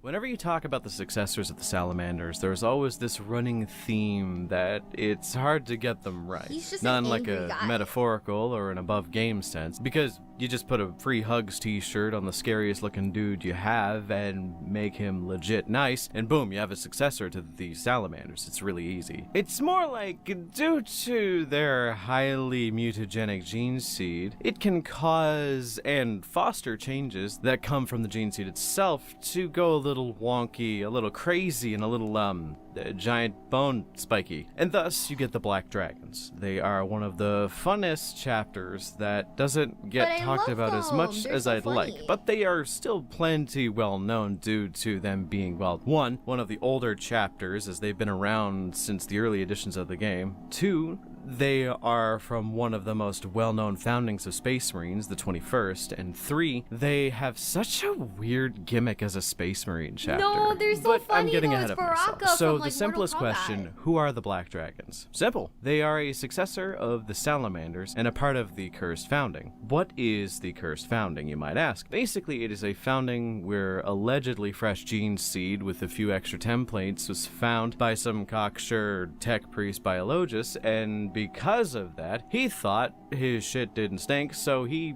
decided to tamper with it and try and improve upon what the Emperor did. Unfortunately, his name wasn't Belisarius Call, so he made a whole new founding with gene seed he messed with, and I think every single chapter that came out of this founding had something significantly wrong with them. And I mean very wrong with them. A lot of them are struck from the record due to them falling to chaos, but the ones that we do know about, the issues can range from as simple as, oh, the Minotaurs being a bit too eager to listen to orders that would require the sacrifice of civilian casualties as well as other Space Marines, all the way up to, because you got rid of the Red Thirst, for some reason, in a Blood Angel successor, the Lamenters are now cosmically targeted by the universe itself to have the most bad luck and bad decision-making skills out there. In the middle of those two poles, you have the Black Dragons, who have a faulty os modula, which ain't that big of a deal in the long run of things. But what is the os modula? It's a gene seed organ that generates, strengthens, and modifies the bone structures of the body of a developing space marine. You know, it fuses the ribs, it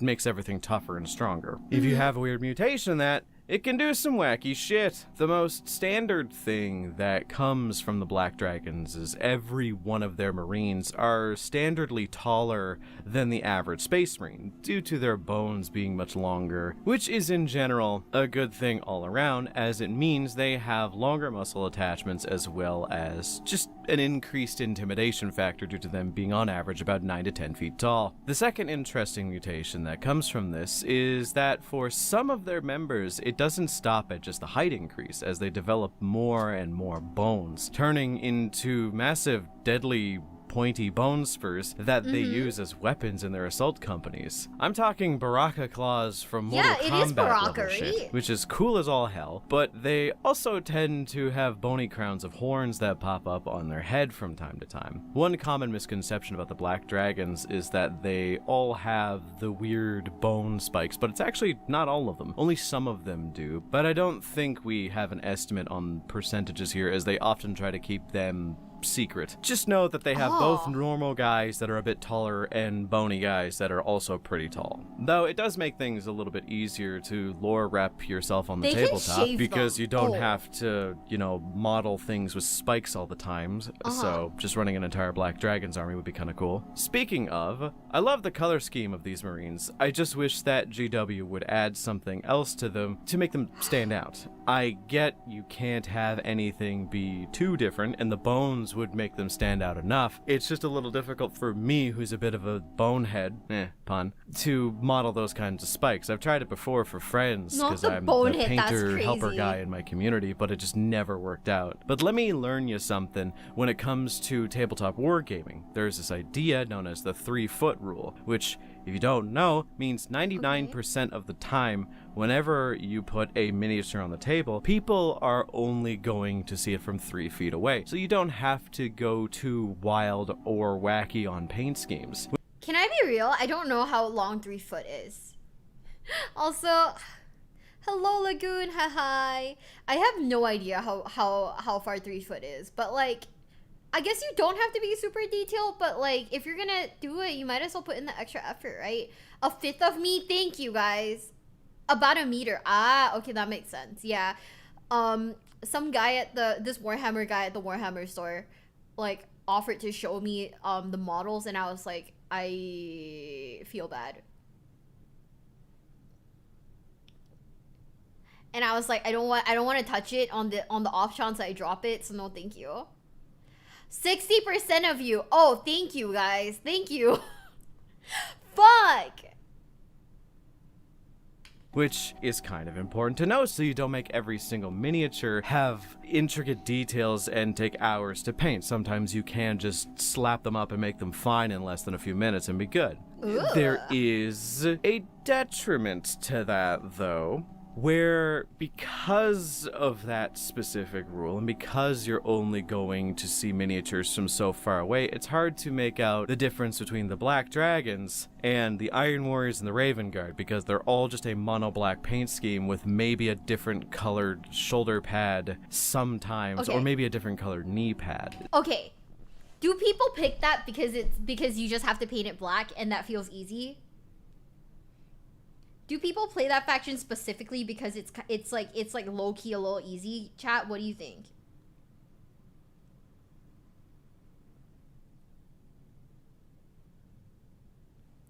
Probably painting black is hard. It is.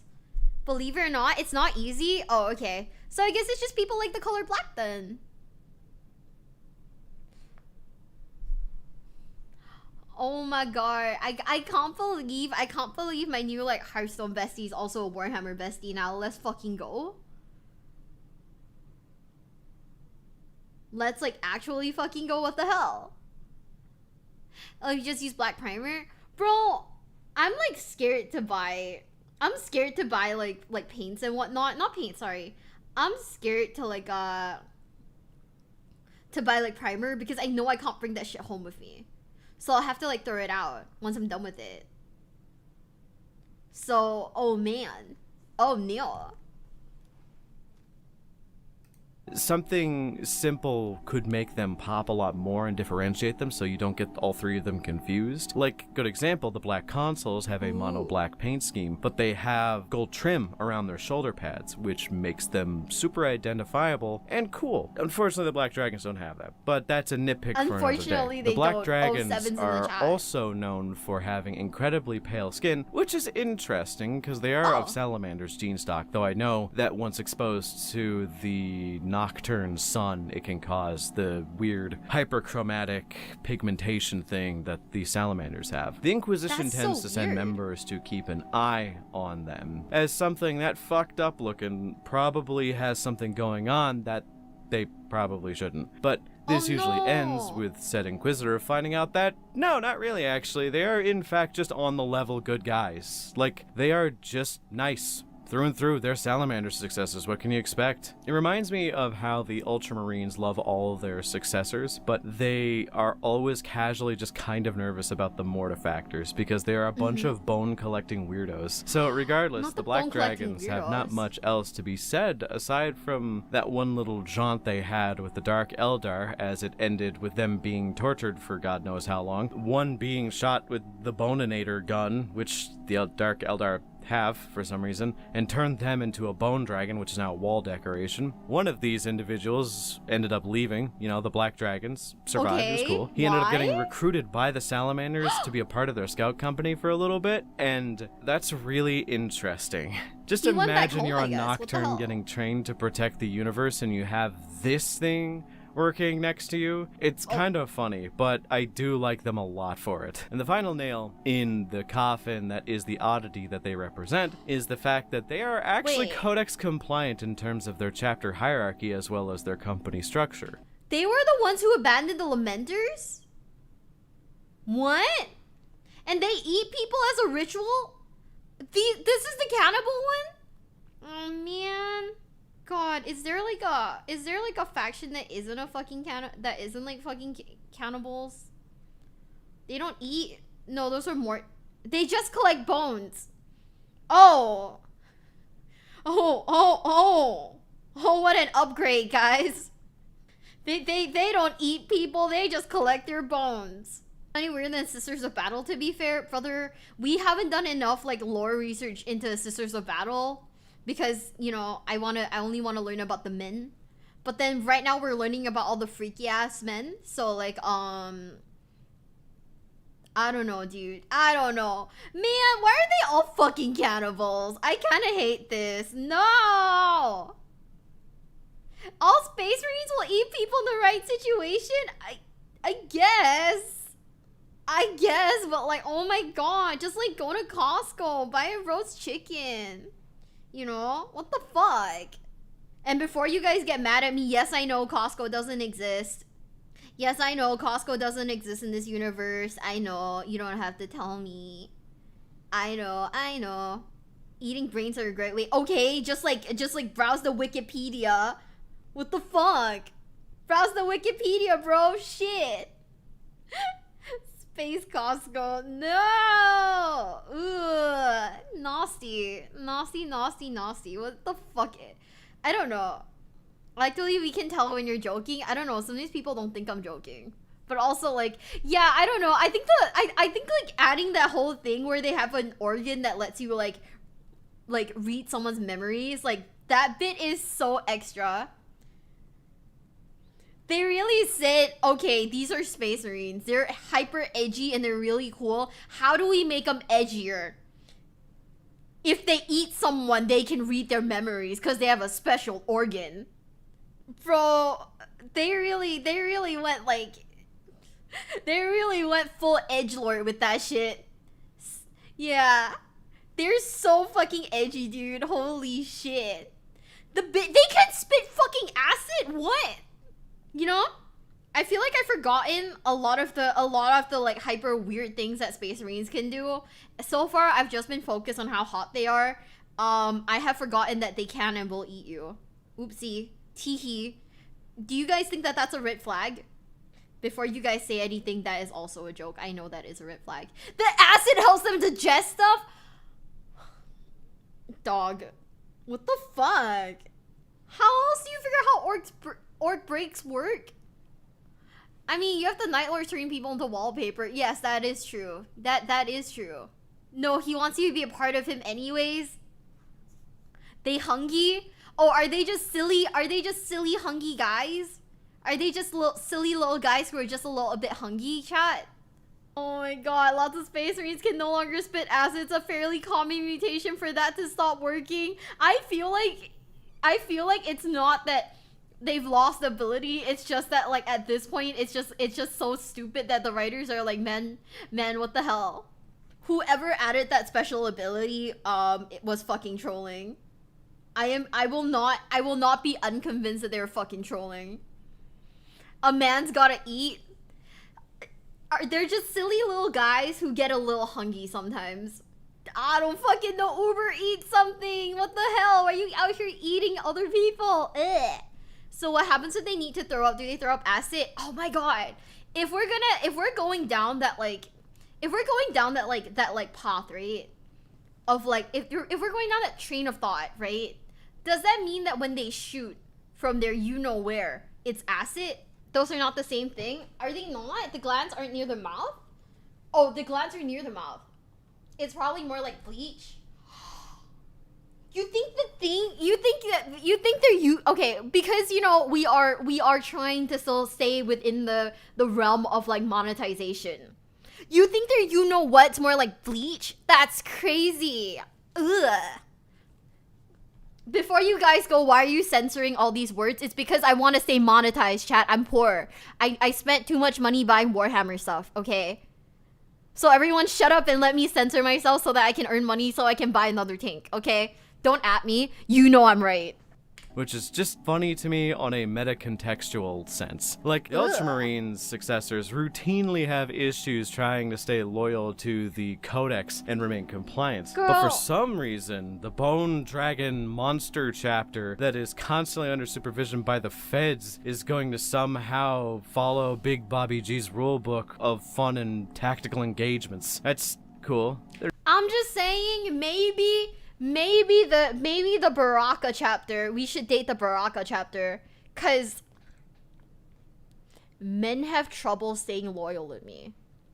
And if they're gonna follow the codex, they're gonna follow the rule book, that's a +1 in their favor, huh, chat?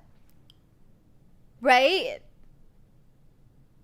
They're neat. The Black Dragons represent a kind of weird spot for the Salamanders, as they show that the majority of their successors are going to be weird, and there aren't too many to show from. But we do have some good options in the Ultima Founding, which I might do a 3-hit combo of for the Salamanders at some point, because all of the successor chapters that came out of that were pretty fun. I can only think of 3 right now, but I know there's probably a few more. I know off the top of my head, I've got the Dark Krakens, the Black Vipers, and the Dragon Spear, and all of those are just wild, and I wouldn't want it any other way. So yeah, I want to cover those at some point, though interestingly enough, I don't know if there's enough to make an individual video about them, so making a group video about them would be kind of fun and easy.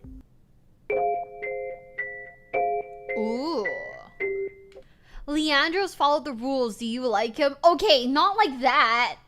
What the fuck? Not like that. You don't need to check a codex compliant fella's phone. That's true. This one's weird, and I know I say that a lot for these videos, but this one truly is going to be a bit of an outlier, because it's not so much a video about a Space Marine chapter that I think is interesting, and more so how fandom intersects with the creation of a Space Marine chapter. So, much to my editor's chagrin, there is, like, no art for this chapter, like, at all, as they occupy a niche that a lot of people have been asking about, and because of that, there isn't really many people who want to draw for it. It's complicated, but you'll understand in a second. Okay. Well, not really. You'll understand in, like, a few minutes, because there's going to be a bit of a point that I need to make, but... yeah, This question that I mentioned earlier that people have been asking, and by people I mean like 5 to 10 comments that I've read, is that are fan chapters ever made canon? Or are chapters that fans came up with made into a canon chapter that's expressed in the lore? And the answer is surprisingly yes, but the hoops you need to go through in order to accomplish that is actually pretty wild. The Iron Ravens are an odd chapter of Marines. As this is part 19, you could probably assume by their name, as well as the 19, that they're part of the Raven Guards as a successor chapter of them. And, that's true. I'm going to lay my cards on the table here and let you know that there is a lot of conflicting information about this chapter, even though there isn't that much information about them in general. But I think it's interesting as it kind of furthers the point that I want to make about these individuals. So why is it that they're kind of interesting? Because they are a chapter that was mentioned in lore around 2017, 2018, I believe, where in a short audio drama that was released, I believe, explicitly only on Black Library, they were mentioned as a second founding chapter of the Raven Guard, which is nothing to scoff at. Second founding chapters are kind of important to the setting, but that is kind of all that is brought up about them in that audio drama. So cut to around 2019, the folks down at Games Workshop are putting together this glossary of artists that work with them and their fan content to promote the revised 8th edition codex for Space Marines that was coming out towards the later end. See, they started releasing too many Space Marine units and didn't understand that they could just update the online records at that point, so they had to release a second codex, and oh man, people were mad. But regardless, they wanted to promote people's fan chapters and provide rules in the book to allow people to make their own chapters, which is always fun. The rules were bad, but they were there, and I like that they're there. I don't care if rules are good, I just care that they're there. So you're so real for that, bestie. One of the things that was promoted was some lad named Paul Norton, who was a heavy metal painter, or heavy metal painter at the time, chose this as his chapter and gave a breakdown of the lore that he came up with for GW and, the approved stuff that he was allowed to talk about in, I believe a White Dwarf, as well as mentioning their lore in the codex itself. Comically enough, GW also allowed him to speak in sort of an interview style format on their YouTube channel. The video's up still right now, and the video is especially funny because he contradicts himself like in the video in kind of a big way, where in the first half of the video he says that they are a second founding successor chapter of the Raven Guard, and then the last half he refers to them as a new chapter comprised entirely of Primaris Marines that served in the Unnumbered Sons of Gilliman. So that's kind of a contradiction, but there is a way to rectify it, because it could be the same situation with, say, the Soul Drinkers, where it's inferred in a recent short story. I say recent as if it wasn't like just within the last 5, maybe 10 years, that they may be a second founding successor chapter of the Imperial Fists after all. But as they were all wiped out and with no remaining Soul Drinkers left, there was an Ultima founding refresh chapter that took on the same name and the burden of being, Sons of the Imperial Fists. I doubt it's that. It's probably just some dude speaking out his ass about his cool Space Marine chapter that he liked so much and just got a little bit too excited and didn't articulate himself very well, which is cool. Like, have you seen me on live stream? Okay, hold up. I kind of fuck with that color scheme, though. That color scheme is sick as fuck. The Soul Drinker books are S tier. Are they really? Okay, do you think I should read them? Do you think I should read them, though, is the question of the day. That's just me. I do that all the time. But it also just gave him an excuse to talk about his cool paint scheme. And it is a really cool paint scheme. I like the look of the Iron Ravens. It's very distinct, especially for Raven Guard successors. To get into it and actually discuss their lore rather than discussing their backdrop, these guys occupy a similar niche to the Shadow Wolves, where they don't have a lot of lore, rather they didn't, but the dudes at GW allow one of their employees every now and then to write lore for a chapter that has nothing in it, So what do we know about the Iron Ravens? So, for one, their paint scheme is actually very important to distinguish their rank, which is not often done outside of company markings. The more blue that is on an Iron Raven's scheme, the higher rank they are, with the highest ranked individuals from the first company or ranking officers for each, like captains and lieutenants and so on, having completely blue arms as well as a bunch of different blue trim across their entire body. Wait, I I kind of love this. I really love this color scheme. This actually looks really nice. Like, usually, like, the two-tone ones I make fun of, I take the piss out of all the fucking time. But this one looks really good. Oh, I fuck with this hard. You need to unban me. Are you still banned on Twitch? Oh. I could have sworn you were unbanned. Oopsie. My bad. Teehee. Teehee. Is it logs? It is logs. Oopsie. Yeah, it doesn't quite look like it should work, but it works. What did bro do? Oh, that's my boss.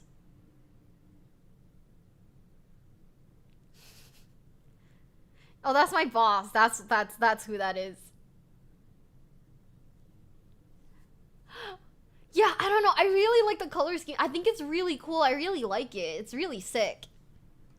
Alongside that, there is various different gradations for markings in terms of helmets. They stress a lot in the lore that there is very complicated patterns painted onto their helmets to denote if you are a captain, lieutenant, sergeant, and so on. And I think it's very interesting in terms of a peacock sort of aesthetic, where bright colors and whatnot. This is likely because, as it's mentioned in their lore, they are a Codex-compliant chapter that also served in the Unnumbered Sons of Gilliman. And realizing that markings for chapters shenanigans are kind of important, as well as important to just the cultural choices of a chapter. Is this the Vega also, one? because they served with the Unnumbered Sons, they actually don't do the sneaky shit the Raven Guard are known for. Well, it's still sneaky, but it's sneaky in the same way a stealth bomber with a high-yield nuclear device is sneaky, where their whole sneaky shit kind of begins and ends with setting up without people knowing that they're there on high. So their whole gimmick is shock assault, but so are Space Marines. Most Space Marines, their whole gimmick is just doing the shock assault thing, right? But these guys are kind of more shocky assault, where they set up in a place of complete stealth, usually in low orbit, with as many drop pods, as many Marines, and as many stealth bombers as they possibly can. And all at once, when their opposing army is least likely to know, they drop everything. The entire chapter goes down. It's a hammer blow instead of just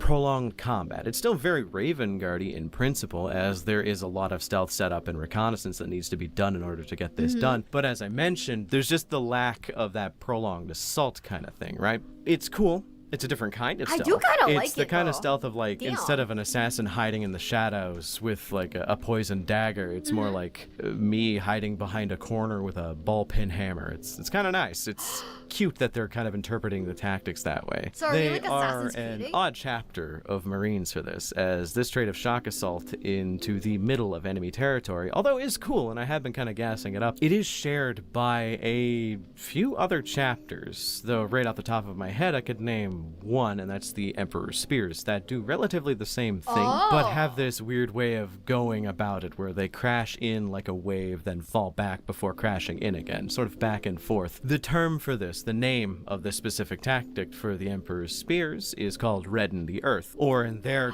language, if you've read the books, it's Skovakara Ulzarun, which kind of hype, but, you know, so fun fact. Kinda also, hype. the name of this version of the tactic that the Iron Ravens use is called the Blade of Korax, which is kind of cool as a name. It sounds like a high-level drop in World of Warcraft, but I digress. And, yeah, that's kind of it. They were kind of featured prominently in the later half of 8th edition Space Marine stuff, as well as some of the early stuff for 9th edition, and I'm pretty sure if you go to your codex for Space Marines, or go to the rulebook of 40k right now, and go to the open play section, you'll find rules for them, or at least, like, mentions of them, because they were kind of the poster boys for Play It Your Way, which is, I don't know, I feel like that's kind of backhanded to Paul Norton and his, like, lore, but, like, whatever. I like open play, but not a lot of people do, I suppose. It was part of this kind of push that GW does every now and then, when they see backlash starting to kind of happen to them promoting the Ultramarines a little bit too much, aside from other chapters, where GW essentially stands up and does the tried and tested, oh, you don't like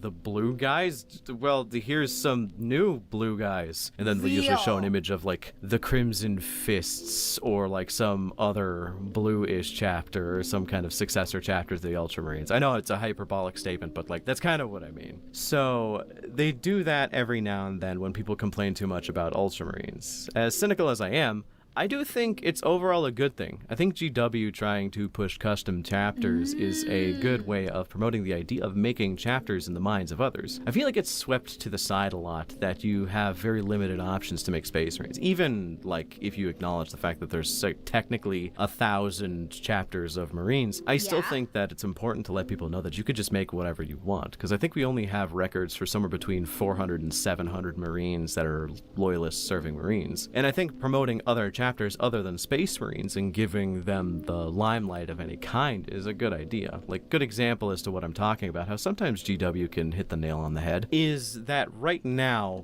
for Age of Sigmar, the 4.0 version of the game is not actually promoting the Hammers of Sigmar, which are the gold and blue guys that you see on all of the promotional material. It's actually a different subsection of the Stormcast Eternals, which is the Hallowed Knights, which is cool because I play the Hallowed Knights. So seeing that, I immediately thought it was an insta-buy because I really like them. Sure, they still promote the Hammers of Sigmar, but they're trying something different to see if it brings more people in, and I think that's very interesting. I appreciate that. Even in small ways for 40k, they do still do it from time to time, even if it's just something as simple as, oh, here's a new Black Templars model or some shit like that. Because fans tend to take it into their own hands, it is nice for them to remind us that it's possible and that they still support it. I think that the Iron Ravens are a fun chapter as they represent the idea of GW letting people put info down on a place that really doesn't have much info anyway. I think they should do that more often. I think it would be really cool if each Black Library writer was allowed a single funny chapter with absolutely no lore and maybe a single sentence to write about, and then put a little bit of sauce into it. Could you imagine if Guy Haley just started writing about the fucking Hawk Lords? I like the Hawk Lords. They're just Emperor's children, They're just but not, which is purple. cool. I know ADB got the Emperor's spears for this express purpose, but I genuinely think that having a lot more of random obscure chapters getting a little bit of a rewrite is always really fun. It's why one of my favorite books of the last 10 years for Games Workshop is definitely the Successors anthology, as it just talks about a bunch of random chapters that are just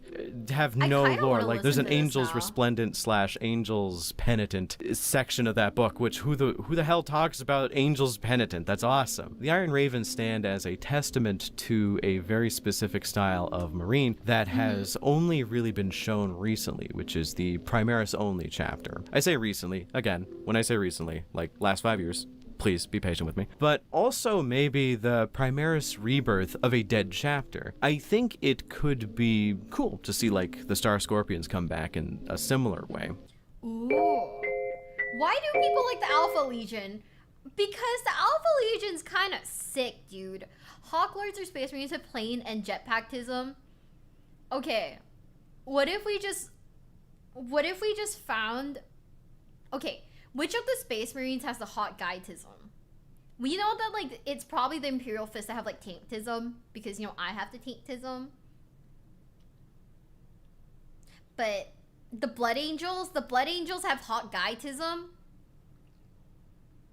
Alpha Legion's just basically gaslighting. So what you're telling me is I probably shouldn't have anything to do with the Alpha Legion because I don't understand gaslighting. Iron Hands love tanks. Don't tell me that. No, not the random Peter Turbo jump scare. Man, I am Omegon. I am Alpharius. Oh great, I have one in each. One of each of you guys in my Twitch and YouTube chat respectively. That's great. They're all super gay for Sanguinius, so Blood Angels checks out. Okay, what if we also like what if we also like the Blood Angels just because I too am gay for Sanguinius? But what if I'm not? What if I like Mind? Am I still gay for Sanguinius?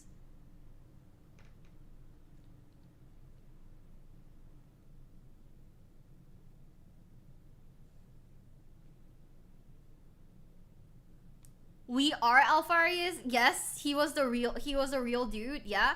I'm still gay for okay, guys, I'm sorry. This is how we find out. I'm gay for sanguineous, and you're gay for sanguineous, chat. I'm a simple guy, just like Blood Angels, mainly because I like jetpacks and assault troops. Also, don't forget the Sanguinary Guard. I think everyone's gay for him. Are you gay for sanguineous, chat? You might have a wife, and you might like women, but are you gay for sanguineous? Hell yeah, yes. Elma says no. Wow. I didn't think I was gay, but for sanguineous. Canonically, he's just attractive. What do you mean, Maybe? My wife wouldn't mind. Your wife is so real for that. I cream for sanguineous is crazy. Holy shit. Gay by default. You know, fair. He seems like a decent dude, but decent dudes are not fun in Warhammer. What do you want? What? I'd let him take me to Pound Town, but no homo, though.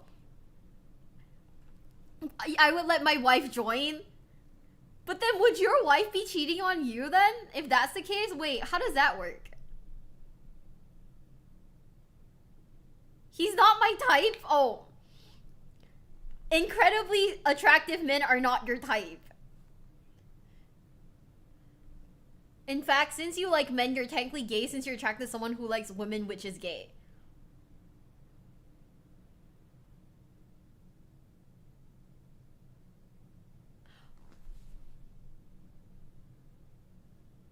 The fact that that makes sense is crazy. Not all people want blondes. Oh, it's just a hair color for you. Oh, okay. Well, shit. Literally, my head just kind of bricked for a second, and I went, Why does that low-key make sense? That's insane. That is insane. Okay. Well, you know, let's just figure out why people like the Alpha Legion, man. Where does Miwa reach on a Primarch? According to chat, I am at their thighs. So, hey. In all honesty, I wouldn't mind having a coffee with Sanguineous, so you go on a date with Sanguineous then, is what you're saying. Some people want to hit the Papa Nurgle bussy. Bro! The fact that I read that out loud is stupid. No. I'm at Dorn's knee? Oh, I'm sorry, guys. I'm really short. I'm at Dorn's knee.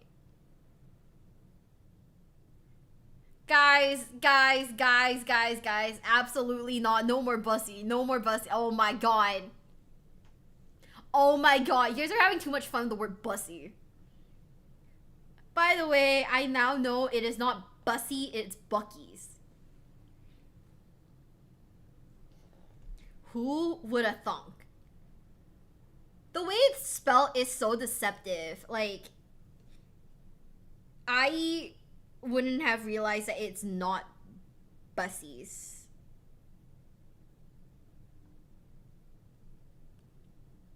Wait. Yeah, you know the one store in America that's like got the what is it? It's a squirrel as like a mascot? Who taught you? Are you sure you're not getting gaslit?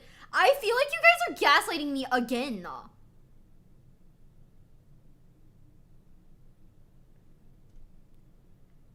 Oh, it's a beaver. I thought it was a squirrel. Yeah, I thought it was pronounced bussies. Turns out no, it's Bucky's. I feel like you guys are gaslighting me again though. Man, I don't fucking know anymore. I'm just a girl, chat. And I don't know why people like the Alpha Legion. We are the Alpha Legion, man. Another 20-part series done. I think you all would agree it's been a hell of a ride. To think my channel has grown so much after the year, it's kind of wild. The first one of my members videos was uploaded on the 16th of August, and now you've all become quite the large collective, a massive community of people whom get what I hope you guys think is worth it. I appreciate the support from the bottom of my heart. I really, really do, because without your help, I wouldn't be able to do this. So, I just wanted to say thank you before I actually get into the video. But enough of me being kind of an emotional little bitch, and let's talk about what we're going to talk about today. And what is that? Well, considering I want to ride this joke into the sun, I'm going to be covering the greatest successors of the Alpha Legion, the Alpha Legion. Yeah, Wait, I'm what? just gonna keep doing this until it gets boring, which it's already probably done that already, but I digress. Today is mostly dedicated to discussing the reasons why people are so fascinated with the Alpha Legion, because Isn't it for a because they're cool as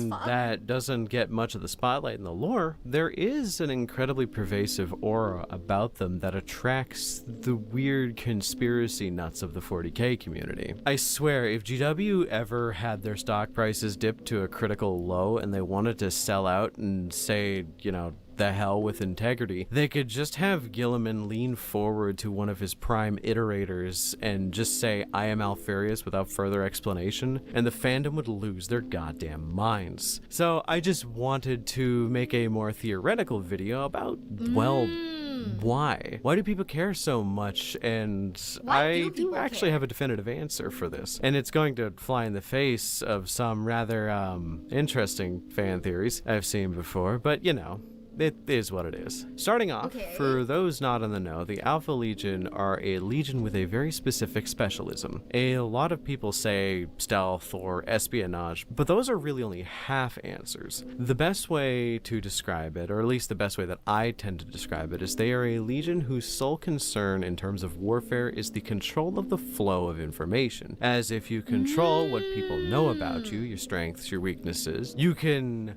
play into it and win almost all the time, just because no one knows what is your weakest point and what is your strongest. This has led them to become so deep undercover that people tend to think most things the Alpha Legion does are just, well, a psyop of some sort. They Not a have to be psyop. smarter than everyone, right? Especially the other Space Marines, if that's their main gimmick, is being smarter. I disagree. So let's take this somewhere wild. The most well-known fear is the fear of the unknown. It's been stated by every single hack horror commentary YouTuber out there at some point or another, and it does bear a Bro, lot we're of truth, hack but I YouTubers, think I the think. biggest joy in life is on the opposite end of the same coin, which is mystery and surprise. People enjoy not knowing something in the same way that you don't know what a finished puzzle looks like as you're working on it. The hidden ideas and identities involved in the Alpha Legion is very much an interesting point of contention, where I think the majority of the appeal for them is the mystery of what their intent is. They were Okay. working in tandem with this massive alien organization known as the Cabal. They are an organization dedicated to the destruction of chaos at any cost. They informed the twin Primarchs of Alfarius and Omegon that in the coming rebellion of the Horus Heresy, which was unavoidable, if they sided with Horus, they would lead to an unprecedented victory for the traitors, to completely killing the Emperor, destroying all of humanity, and after that there would be massive civil wars between all of the traitor legions. This would mean that the primary food source of chaos would disappear, and they would eventually be starved out and die after a few thousand years, leading to the But other somehow species of the they're not. universe being able to take hold of it once again. But if they sided with the Emperor, he would be only mortally wounded, and the Imperium would basically rally under him as a martyr, causing chaos to have an almost infinite supply of emotional energy to feed itself indefinitely, and eventually destroy every species and thing in this universe. The fun part here is that outwardly, the majority of the Alpha Legion sided with Horus. They're even in the Chaos Codex in the modern day, while doing it under the guise of allegedly trying to side with what Alfarius believed was the Emperor's final goal of eliminating chaos completely.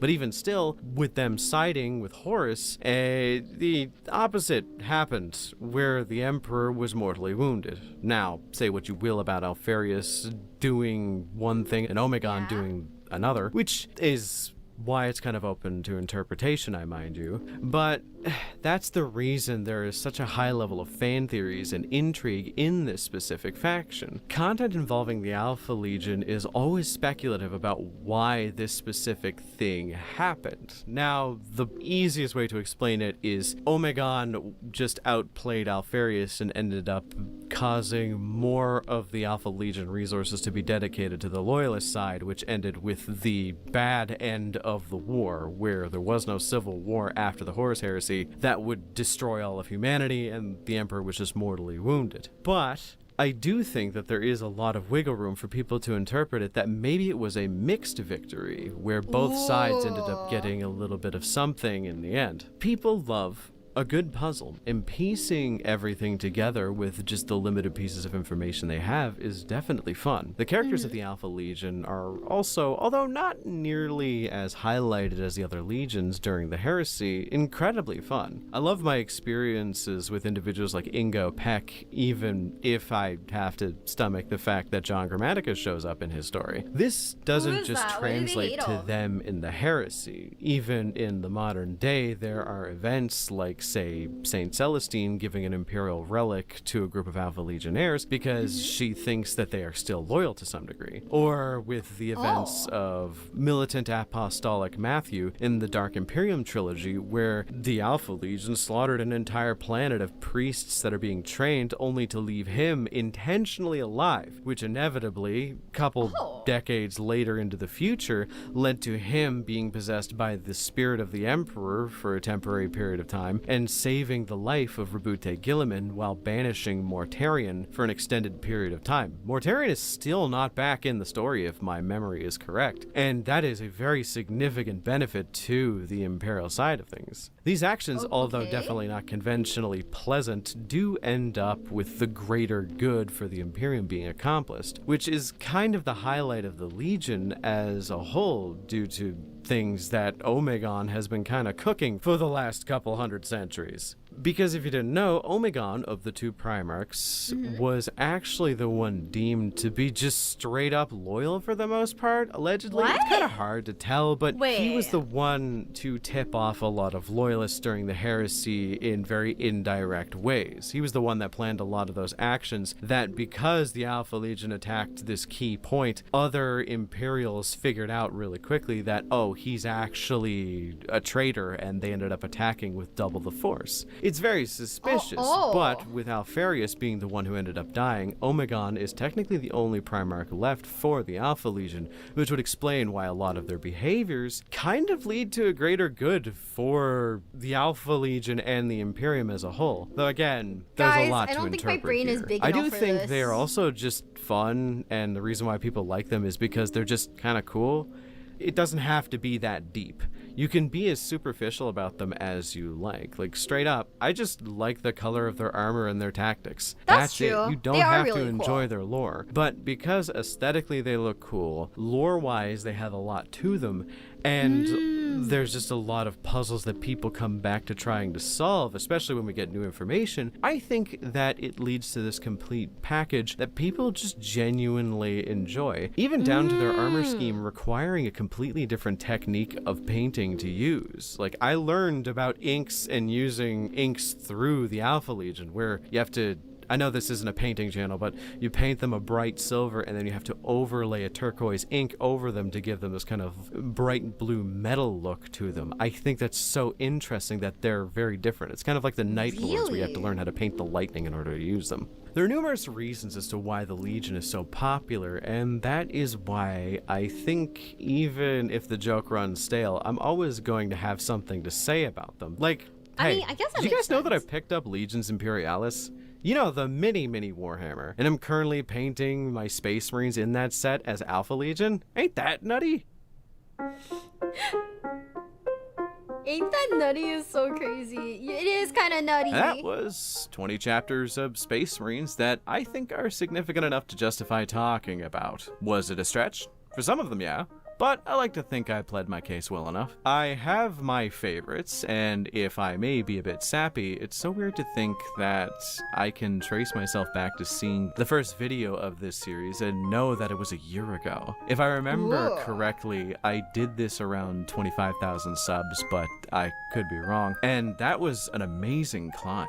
A big That's growth rate crazy. for me, for any channel, to be honest. I love doing this. I love entertaining people, and I love being able to do this for a job. So I try to monetize things only as far as to make my content better and Bro, support your myself. growth I'm is used to being poor, insane. like full-on broke most of the time, eating nothing but pasta and canned sauce and peanut butter sandwiches on stale bread with a side of shitty cereal in the morning. But because of this channel and the support of you guys, I am about to move out of my current place and into an actual apartment. I'm currently renting out a single 7x9 room with like no openable windows and no AC. I honestly could never have gotten here without any of you, and that's not just because of like channel members. I want to thank every single person who watches my channel, even if you're just a subscriber to someone who just happened upon this video and decided to be fun to watch. I think a lot of content creators forget that and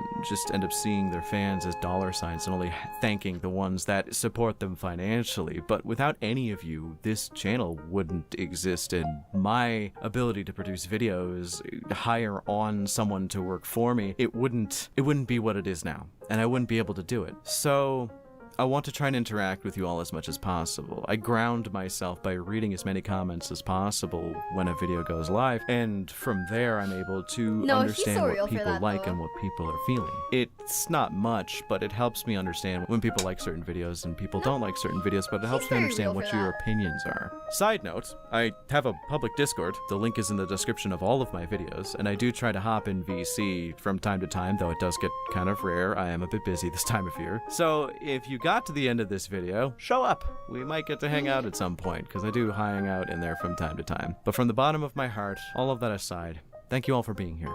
Thank you especially to my channel members, as because of all of you, my life has not just improved, but gotten better than I thought it ever could have been. Here's to new content coming around the corner.